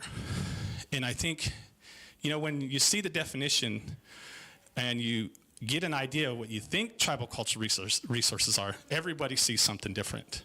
Everyone looks at something different. And we got to remember that tribal cultural resources are what is significant to the tribe. And under those laws, and under what it gives you, it's actually put into 4 different categories when we look at it.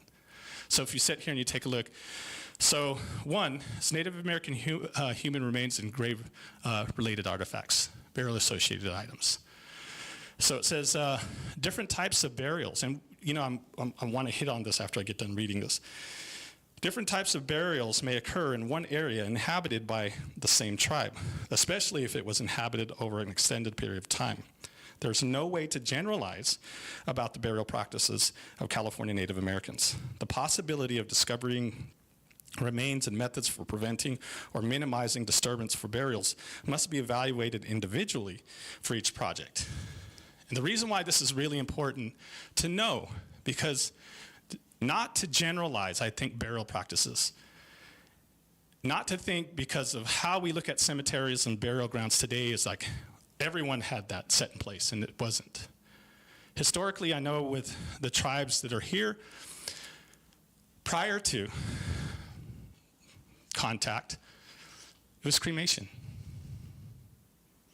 Our families cremated. And I should say I'm only speaking on behalf of where I'm from, because I know that's what we did. And that's from over in LM. After contact, because of a lot of the changes that were happening with the new settlers that were coming in, there were new religions, new practices, everything. So, and then also, like I said, this is just the truth, but government-sanctioned genocide, right? So there were bounties put on for Native peoples, and if you came literally with, body parts or showed that you actually, had from, Native Americans, you'd actually get paid from the government for that. And so it changed, because now, not only because of the diseases, and we were getting like high numbers of people dying at the same time. It would have been a big, huge pyre. Now we had to even be concerned that the pyre would give an indication of where our location was. So we had to stop. Not only that, the new religion that was brought in was like, you didn't do that. We have to go through the same thing that the missions and the churches are teaching us that we had to do. So this is the reason why that it can't be generalized, because of the changes that had happened historically to our people, to our community, and to our practices. So we might be able to see, like I said, an intact burial. We might be looking at a partial, where it's partially cremated. We might see a full cremation. So there's no way to generalize exactly like what we should be looking for out there. So just keeping that in mind. And that's category 1. Next slide. Category 2 is traditional cultural sites, such as, and so this is kind of defines it, such as villages, campsites, gathering and harvesting areas, quarries, tool manufacturing areas, rock paintings, carving areas, and burial grounds. So all of these fall under traditional cultural sites. All of those things fall under those sites. So areas that have cultural significance to the tribe are cultural sites. And so this is why it's important, because down in the southeastern Pomo, when I brought this up, is that there was a uniqueness to a system that was set up down here. And so I'll get into that a little bit more. But these areas are still around today. These areas are still being utilized today. And so take that into account, that not just because we're looking at, and we call them tribal cultural resources, and when we think of archaeological resources, we always think of everything that was done in the past, like they're not being utilized today, and they are. I know that because I do it. I know it because there's areas that I normally would go as a child, and now somebody owns it, or someone else owns it. And so I had to literally go up and ask for permission. Hey, can I still come up here and harvest? I tell them the whole history. I get yeahs and I get no's.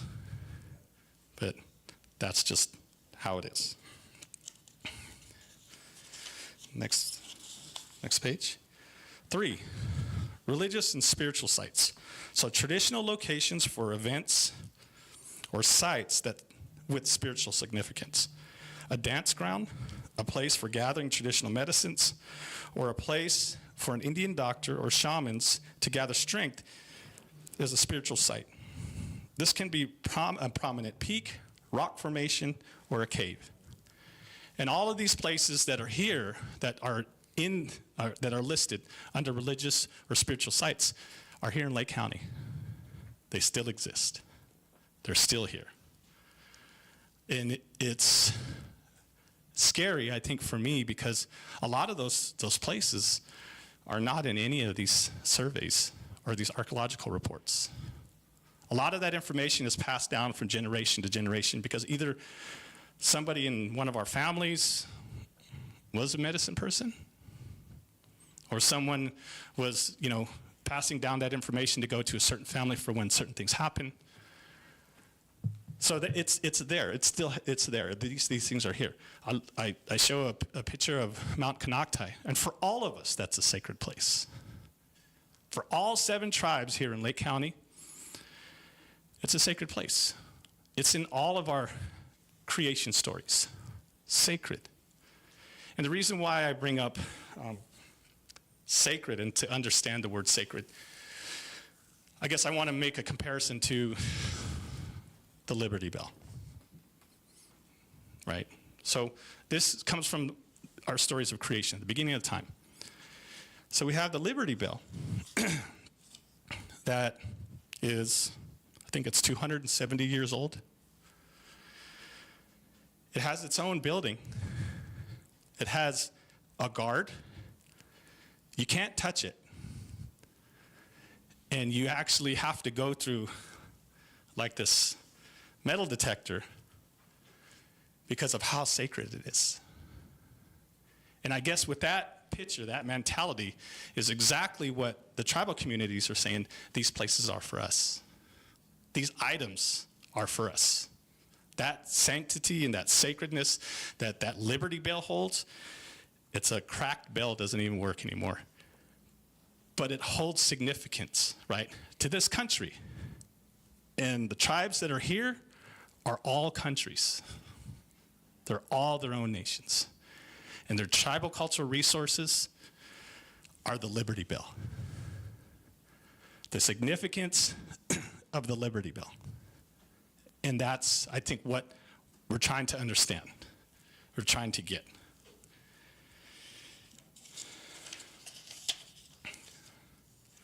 Go next page.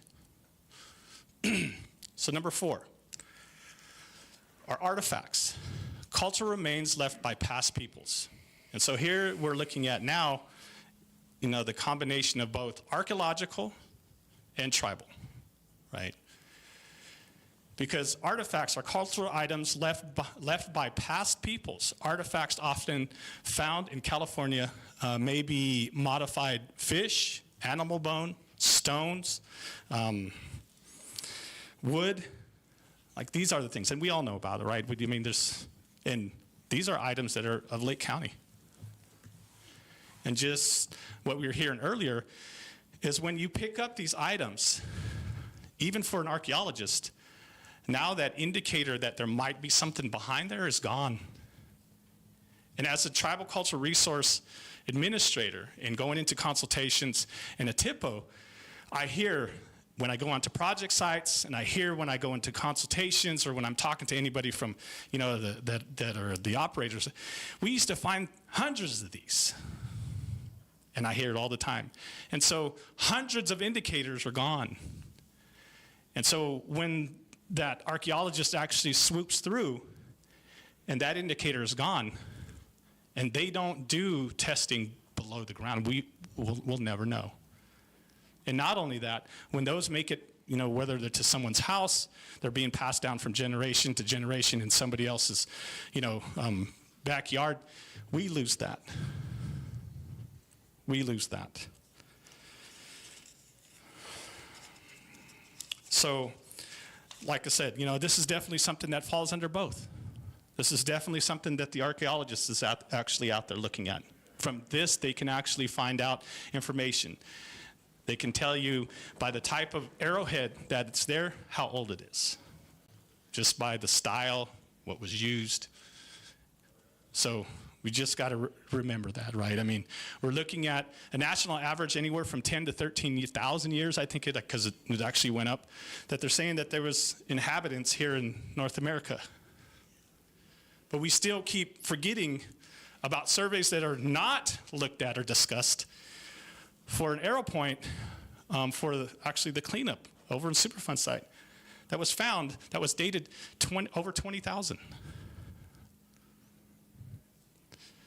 So what the tribe has been saying consistently is that we've been here longer than that. And it's starting to come to fruition. But we're just waiting for all the archaeologists, I guess, to get the scientific to prove what we've been saying all along. So it's important to know that, right? It's important to know these different categories that fall into this and what those are. It's easy when you look at it as a whole to say, okay, well, this is what TCRs are. But when you look at it as, okay, what are artifacts? Okay, these are artifacts, right? You know, what are burials? Burials, we just assume that, okay, well, hey, it's just, you know, the remains. No, it's also the burial-associated items that go along with that. The things that the families actually put to make sure that when this body travels or the spirit travels, that it has what it's supposed to have. And it's important for that to be with it in order to make that completion. And so it's significant. The bad part about it is that there's a term called bioturbation. So that's basically any kind of rodent or anything that's underneath the ground that might go and maybe get an item and take it back to its burrow, and you'll see items. And then, you know, all of a sudden, you know, the burial and the burial-associated items are all in different locations. But the tribe, with the tribal expertise, can actually come back in and take a look at the burial and kind of, oh, well, that goes with that. That would normally happen. And that's the reasoning for tribal expertise. Next slide, please. So I just wanted to reiterate, the last 4 categories, those were tribal cultural resources. Those were things listed as what are tribal cultural resources. So when you see those things, and we're actually at the consultation table, this is the reason why. When we're talking about landscapes, we're talking about tracks, we're talking about gathering areas, we're talking about fishing areas. This is what we're talking about. So we, as far as our cultural resource department, like I said, I'm lucky enough to work for a really good tribe that actually takes tribal cultural resources seriously and gives me the tools to be able to do what I need to do. Mapping, you know, knowledgeable people to do, you know, surveys. So some of the things that we do is meaningful consultation and mitigation for potential impacts. So we sit down and we try to talk with whatever agency that we're consulting with and addressing our concerns. And hopefully through that consultation we can come up with a good idea, depending on what the tribe wants to do and how they want to go forward, is really what I'm acting on. You know, how can we make this happen together? Tribal monitoring on project ground disturbance to lower impacts is just a mitigation measure, one mitigation measure. Something to ensure not only the things that maybe the archaeologists have found significant, but also to protect the things that the tribe finds significant. And I think we heard those earlier, the importance of both of those. Mapping sensitive areas. Like I said, I'm fortunate enough to be able to have a GIS, to be able to take everything from the beginning of time, right, to current, on things that have been found archaeologically.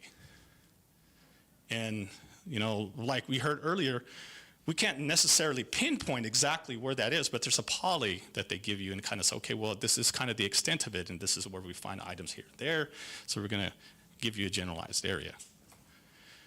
So we're fortunate enough to be able to get that data. Now the tribes can obtain that data from the CRIS Center. If they have a GIS, just like we do, we incorporate that into our mapping system. And we're able to provide that right here at the consultation or at any consultation that we're at. And it might be information that, you know, the agency already has. A lot of times it's not. A lot of times it's the things that they're seeing for the first time. And under our confidentiality agreement that we have with the CRIS Center, like I said, I can share it and I can show it, but I can't give it. That's the agreement with the CRIS Center, Sonoma State. We also do, like I said, you know, we do site surveys for projects, and try to get out, especially if we see an area that we know is really sensitive, and we want to make sure that there's nothing on top. Well, I'll literally say, hey, can I go out and do a survey? Can I go out and do a site survey? See if there's anything laying up on top. To make a better determination when I get back and we can reconvene back into consultation, how we're going to deal with that if there's things that are laying up on top. What are we going to do to do that? What are we going to do to make that process better? To be able to move those things, to be able to bring in fill, whatever the mitigation is. But at least there's a discussion about a plan. We also, cultural sensitivity training for project personnel. This is one aspect that we bring to be proactive about making sure that not only the conversations that we're having at the consultation, but also with project personnel, the main people that we really want to see get educated and involved are the ones that are working the big operator, the big machines. That's who we want to talk to. Because most of the time when they're dealing with excavators, they got this arm that's in front of them and they're swiping all over the place. They can't see anything. And if there's no one that's on site to be able to tell them to stop, they can go through burials, they can go through important data, not only just burials that are important or items that are important to the tribe, but important data to an archaeologist to tell about or to talk about information that has happened in the past that can help us today. With drought, all these things that have happened prior. It's all in there. And we also collaborate with the site archaeologist. We always tell our monitors, make them be your friend, because they're looking at it from one aspect, the scientific aspect, and you're bringing the cultural aspect to it. And together, they can do a better job. Together, they can make better determinations. Together, the job will continue to do what it needs to do, and everything can be protected. And I think that's the biggest thing. Our monitors, even though we teach them about some stuff archaeologically, I'm always telling them when they're out there with an archaeologist, pick his brain, pick her brain. Get any information that you can that's going to help you up your game to understand the scientific part of it. We're doing everything that we can. We get all the scientific data. We're using, mapping systems now. We're consulting. We want to be able to up our game and understand that other perspective. But in the same sense, we're asking for the same. We're asking to understand our perspective. So, and then we also work with developers. If there's a project that we see that's in a sensitive area, or there's a sensitive area that's, in a project site, if we can get a project to be redesigned where that site is going to be intact and stay intact and go to another area, or put maybe, the structure that was going to be right on top of it that was going to affect it, that helps everything. For the fact that now an archaeologist, the job doesn't get stopped. The archaeologist has to come out. The engineers have to come out and figure out a redesign. So it's costly, time-consuming. When the tribe is there at the very beginning and these things are brought to light, it streamlines the process. It saves money. And so that's why, it is very important to make sure that tribal cultural resources are consulted with the tribe. And mitigation measures are agreed upon. So there are no glitches when that happens in the process. Next picture, please. Or next slide. So it's important to know what a tribal cultural monitor does. For us, our Habemetal monitors and our Koi monitors, we have a pretty high threshold. There's reports that are due every day. It's not just sitting out there and watching. It's not just, it's literally, consistently, working and doing something. And then also making sure that you make it home by the end of the day. As you can see, our tribal monitor, he's right here in front of a scraper right here, right? So our tribal cultural monitor's job is to protect and preserve the tribe's cultural and historic resources on a project site. And the reason why I say historic is for the fact that we got to keep in mind also Indian or tribal land ownership prior to all of these things. So we've actually had tribal members who actually had owned land. And those areas where they either had old houses and those kind of things, those are still important to us, especially, if it's a family from a community they work for. And if we find pieces of their house, or we find something that, all of that traditionally in a cultural protocols for it is, we want all of that to be able to either put it back into the place where it came from, or to be able to make sure that we can put it into a place where it's not going to be disturbed anymore. Their newer house, right? So we look at all of that. It's an important part of our process. Tribal Cultural Monitor also identifies tribal cultural resources and reduces the impacts to construction activities. And like I said, it's not an automatic that we go to. It depends from project to project. What's happening? How sensitive is the area? Like I said, there's projects where, we just spot check. We'll stop in and just to kind of see how things are going. There's projects where, all we do is do a cultural sensitivity training. But it'll go from project to project depending on the sensitivity of the area and what's going on there. And all that determination is made from the scientific and archaeological reports that we get, the cultural data that we have, and everything that we look at to research to see how sensitive the area is. The Tribal Monitor also works with various agencies to provide insight into cultural sites, treatments, dispositions of artifacts, or any other culturally affiliated items. So when something is happening out there on a project site, our monitor is making sure that, it's not being desecrated, that people aren't, and I've seen this. We're actually on project sites where I've seen people actually take human remains and they put it in a bucket and they were taking pictures of it. And it's because there was no one there to tell them not to do that, even though no one should have to tell you not to do that, right? But these are the practices that were being done, and that's the importance of the tribe, is to make sure that those, whether it's burials or we're looking at items or artifacts or burial-associated items, that they're treated with respect. And if there's no one that's out there, and we all know construction, and I'm not trying to put the construction companies down, but a lot of it is timeline.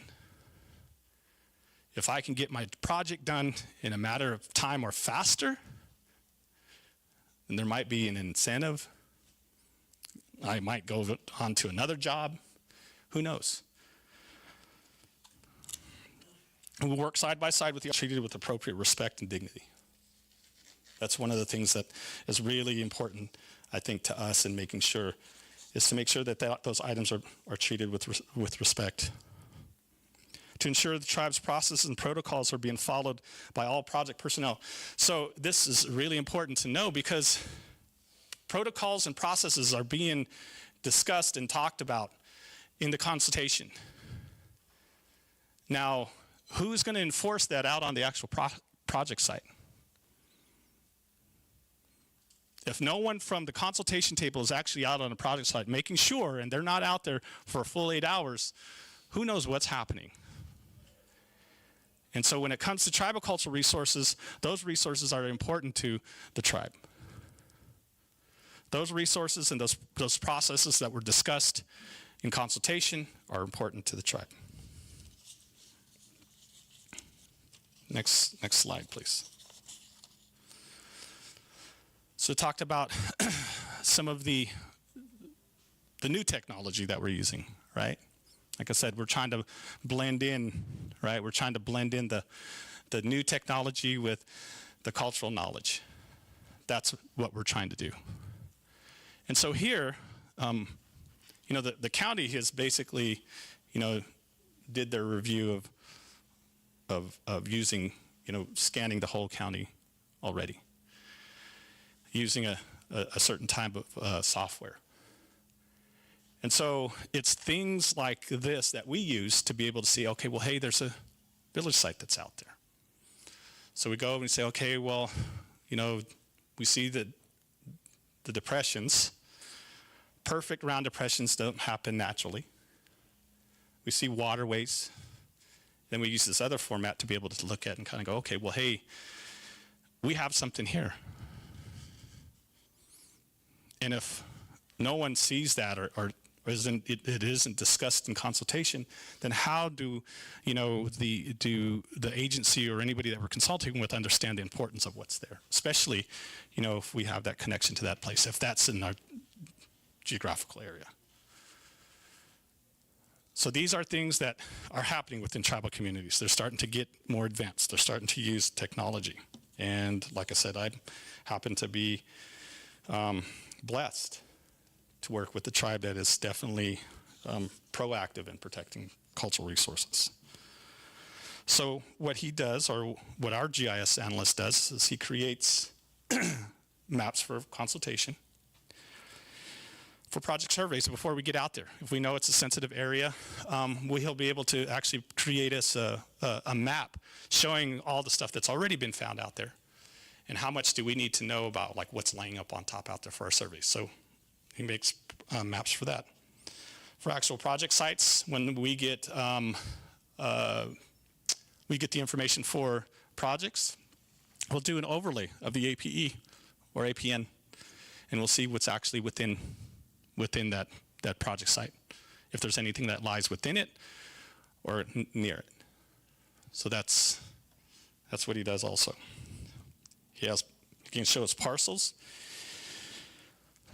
Tribal monitors. Our tribal monitors will go out on project sites and make sure that they know where everything's at that's out there, either that's been found in the survey or that's been found in any archaeological report prior to what's been going on. And then if it's a project that we've been on before, we'll actually put in our maps what we've found out on project sites. So our monitors will know exactly the extent of the sensitivity of an actual APE. And so that's what I was talking about right there at the end, where they're talking about tribal cultural resources discovery locations. So when we're on projects, like I said, and we find something, it's actually put into the system. It's put into the system, and it's part of that. And then at the end, we'll actually confer with the archaeologist in making sure that all of that information is put in his report that's going to be sent down to the information center. And so now it's recorded. It's a part of the official record. So if anybody or any archaeologist goes later on down the line to go and have some kind of study done, it's going to pop up. So we work collaboratively to make sure that DPR actually gets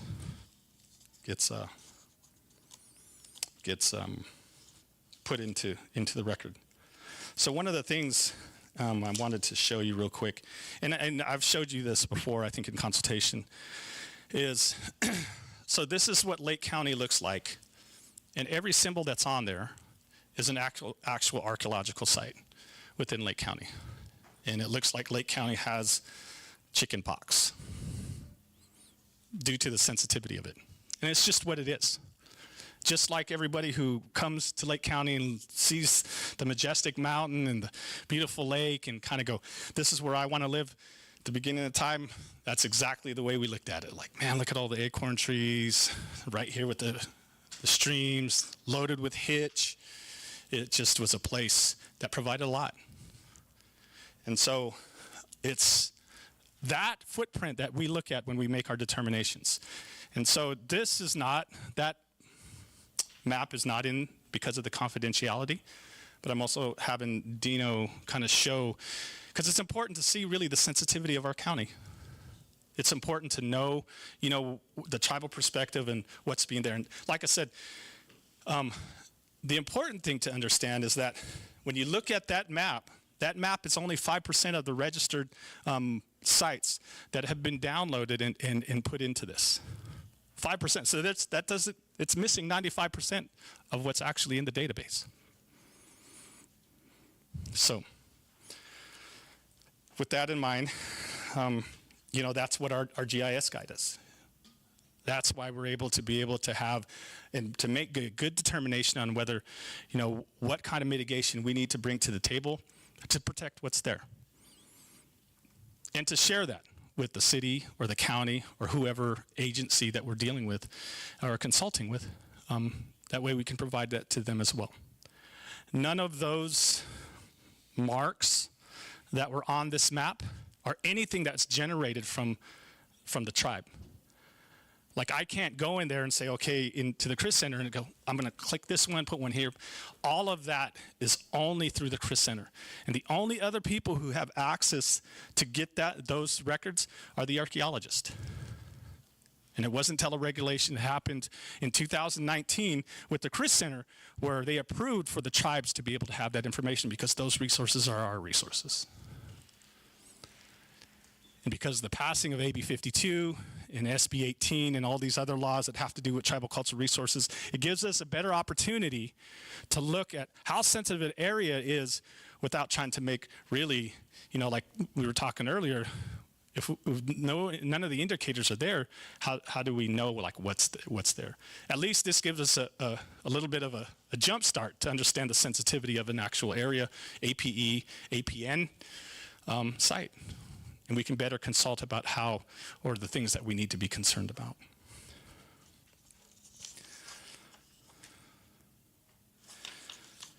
Okay, next. So it says, new TCRs are still being discovered today, and they are. We've heard and seen in a lot of the reports and some of the testimony that we've listened to from archaeologists along the way, finding new sites today, new significant sites today. And so we're not done. And that, I think, is an indicator of showing just the sensitivity of the actual area. We're still finding historical, which is important to,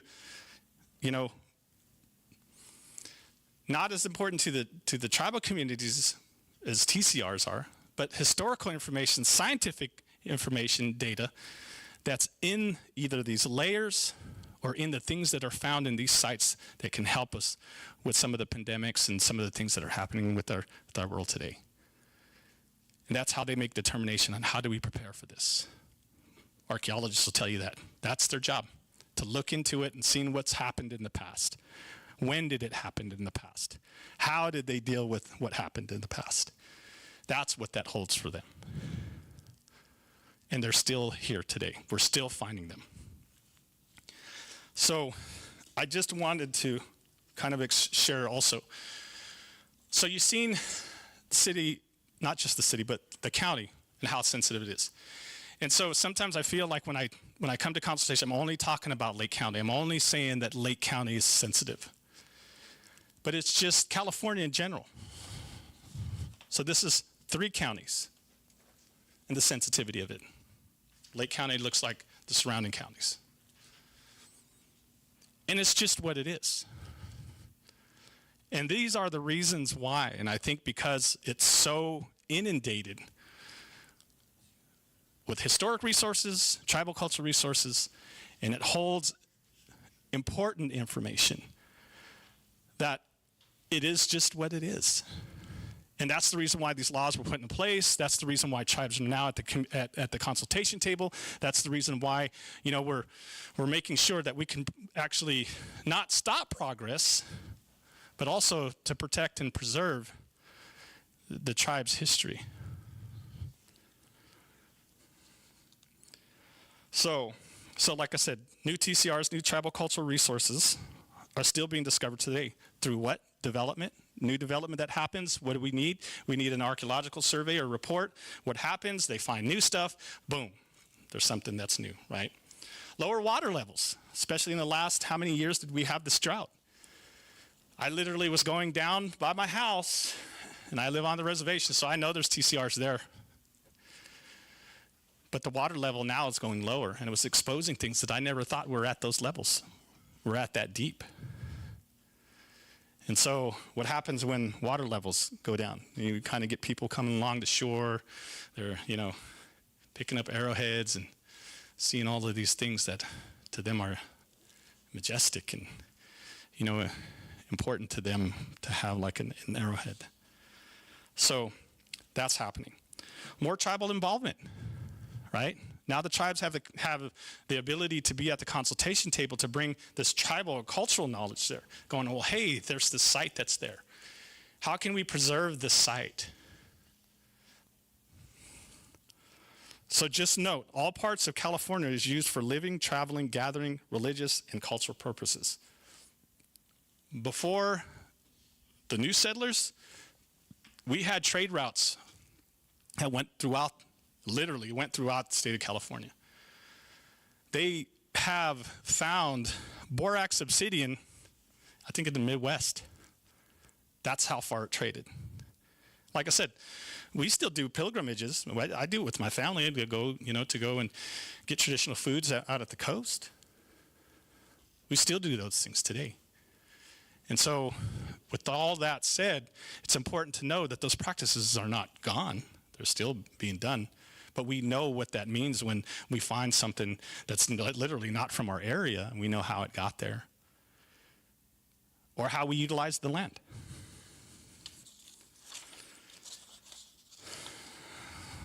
Next slide, please. This is something that's very important. So this actually comes out of, and it's cited a lot in some of the reports I think that the city gets. It just hasn't been mapped. And so the information that it provides in this document by Gifford in 1923. So what's unique about the southern part of the lake and about the southeastern Pomo, which is Ilem, which is over in the Oaks, Koi, which is down here in Lower Lake, and Komdot, which is at Buckingham Island. All southeastern Pomo tribes. But because they were living on islands, what happened, or the system that only the southeastern Pomo have, is that they actually have land tracts that were lineal with families that went on from the shoreline in. And a lot of the native people that you hear that are here today are from those same lines that are from those tracks. And so when we're talking about sacred sites in one of the categories, like I said, southeastern Pomo, this information was documented in a report. This information takes this and shows it as a visual of that this system was alive and well, and it still is. There's areas where we still gather. Like I said, I go gather at places where my grandfather took me. This information was passed down from our relatives to Gifford in 23. And this is what the southern part of the lake looks like because of the tribes were on islands. So if you look at Koi, you see all the Koi tracks. So you got two types of tracks. You got a lakeshore track, which a family owned, and then you also have, they call it a hinterland track, where you're farther in the hills. So access to the lake, access to the waterways that were there, access to the big trees that are farther up in the hills. So with that said, those are cultural sites. Those are cultural landscapes.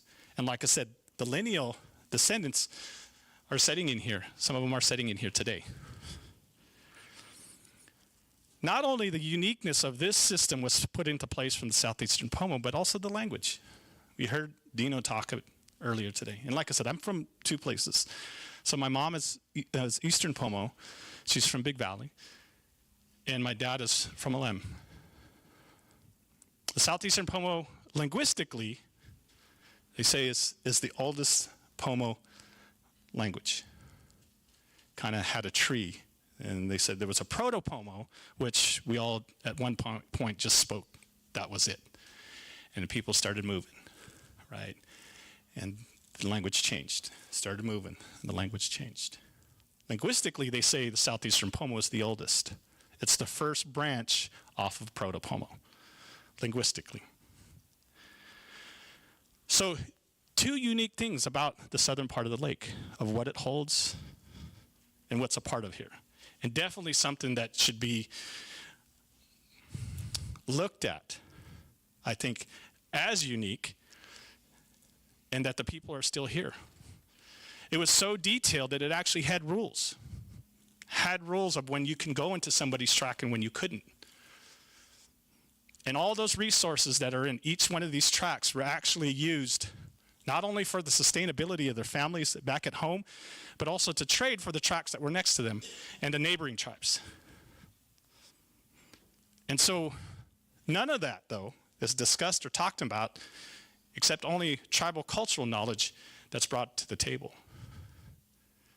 And that's what we provide. That's what we provide. Like I said, the archaeological contract that you have for their report is paid for by the city to have him do what he does.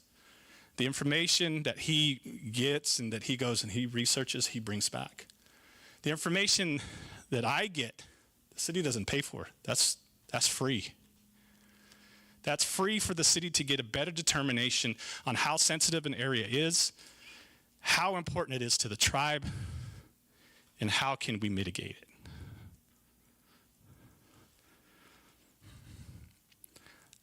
Different tracks were used at different times of the year. We all know hitch, right? It was a very important part of our diet along with acorn. Kulbadai, which runs the creek that's right behind here, was an area that was significant, not only because it's in Khoi territory and it ran with the hitch, but on the other side of that was the Lem territory. And so when seasonal fishing time came, it wasn't just you stay on your side and I'll stay on mine. This is a time where communities interacted, traded, seen, and made relationships, intermarriages. So here in this track that we're in is a very significant place because it did that. It provided more than what we're looking at, just tribal cultural resources. It provided a historical practice of what we did within intertribal communities. And like I said, this was all documented by Gifford in 1923, after he was interviewing the relatives that are from here and also over into Eastern Pomo territory for him to be able to create his map. So I just wanted to kind of, talk about the importance of that cultural knowledge that's being brought, that's always brought to the table when I go into consultation. That knowledge is an important part to make a good determination. When that knowledge is not taken into consideration, like what does it do? I think that's the question. What does it do to the community? What does it do? And I know for me, it hits home hard because I'm a member of this community. I'm born and raised here. Like I said, I went to Lower Lake High School and graduated. I played ball. I coached. I did all of these things that were part of the community. And asking and just saying, where's the inclusion? Like I said, there's things that have happened historically that now through consultation, some of these laws and processes, we can change. But if we don't change, it's going to continue. That trauma will continue. And that's where we looking at what is it environmentally that this is going to do? Environmental justice, what does that mean? What does that look like? What are the perspectives of this? What are the principles of this? What causes this, right? Next. So this was something that happened in the past. Cultural impacts and ongoing trauma. What happens when the footprint and those kind of things are gone? So you take a look, and this is back in 1959, and there was a settlement. My uncles and them were the ones that lived there, and Khoi people were the ones that's their place. And here, even though burial grounds were literally right next to them, development happened. Dam Road, we all know, literally went through the burial ground. This is, like I said, a lot of it is before laws that were set into place, and these are the things that, now we're starting to address. But what are some of those things? What does it do? How does it make the tribe feel when either tribal knowledge, cultural knowledge is not being taken into consideration when it's brought to the table? The historical bad practices I showed you, when those things are continuing to happen, what it does to us, right? It feels like it's a form of erasure, like I said, and so there's our history that we can't regain once it's destroyed. We can't get that back. So it's a form of erasure of our footprint that's originally here. Historical trauma. So we've seen, we're just looking at pictures in the 60s. We see, what was happening in the 30s. We've seen what was going on in 1906. And it's historically happening. And from a tribal perspective, it's defeating. Because even though we're still here today, we're wondering, where do we fit in? Right? What does it do to us, right? As far as the Native communities, if we don't see anything where we're included as part of what goes on and happens within the city that we play for, coach for, that are a part of when we're over here spending money, and what happens, right? Mentally and physically, we have issues with that. Historical trauma is an issue, that we're still trying to get past. We're still trying to deal with those things. Some of our elders are still going through those things. Boarding schools. We all know some of the stuff that we've been hearing about the boarding schools. They're finding, human remains of children that never made it back home. And it's some of that trauma that has happened to our communities that are here. And so with these laws and inclusion and in taking into consideration what the tribe brings to the table and to know that we're a part of this community is very important. We have a place that's out here and it's called Lewis Ridge. And was discussed about this before, right? So Lewis Ridge is named after Mr. Lewis, Paul Lewis. And this was the gentleman that was the real estate agent or owner or real estate agent, that actually went and said, well, I want this land. This is my land and you guys got to go. And basically put his cable through people's houses and pulled them down. Nothing legal, nothing, just went and did it. And he's actually quoted in saying this in the San Francisco Examiner on April 6, 1959. Mr. Lewis said he didn't know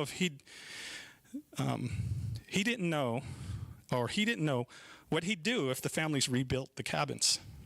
He said, I would have burned them down yesterday, but it was too windy. And here, our relatives the kids are standing by. One of my uncles, who was around 87 at the time, was quoted in the Press Democrat, April 6, 1959. Mr. Salvador said many times that he wanted to be buried near his mother, father, and grandfather. And he said that he intends to come back to his Aboriginal home, even if some modern laws force him to leave, because their burial grounds are right there. And he was 87 at the time, so you got to remember, how old was his grandfather? And that was the connection that they had. And once this happened and they were gone, there's been no Khoi people back there. And so the footprint that lies, I think, within Lake County here and the other tribal footprints, like I said, in the land acknowledgement, it was great because it was accurate. In the city of Clearlake's territory, you have 3 tribes. You have Alem, you have Khoi, and you have Lake Miwok. All areas. And then there's some areas that are shared territories. So in the area where we're at, we're in Khoi territory. Other side, there's another little creek that we called Kalai. It's Alem territory. And so it's those things, I think, that we have to kind of keep in mind. And so I just want to state that under environmental justice, the state of California, it's the fair treatment of people of all races, cultures, and incomes with respect to the development, adoption, implementation, and enforcement of environmental laws, regulations, and policies. That's what environmental justice is in the state of California. The benefits of environmental justice are not only the protection of human health and the environment for everyone, but also ensures that all people are treated fairly and given the opportunity to participate meaningfully in the development and implementation and enforcement of environmental laws, regulations, and policies. And so, I think with that said, that's one of the things to keep in mind. That's what environmental justice is making sure that, you know what, everyone is a part of industrialization, of, development, like those kind of things, and not the erasure.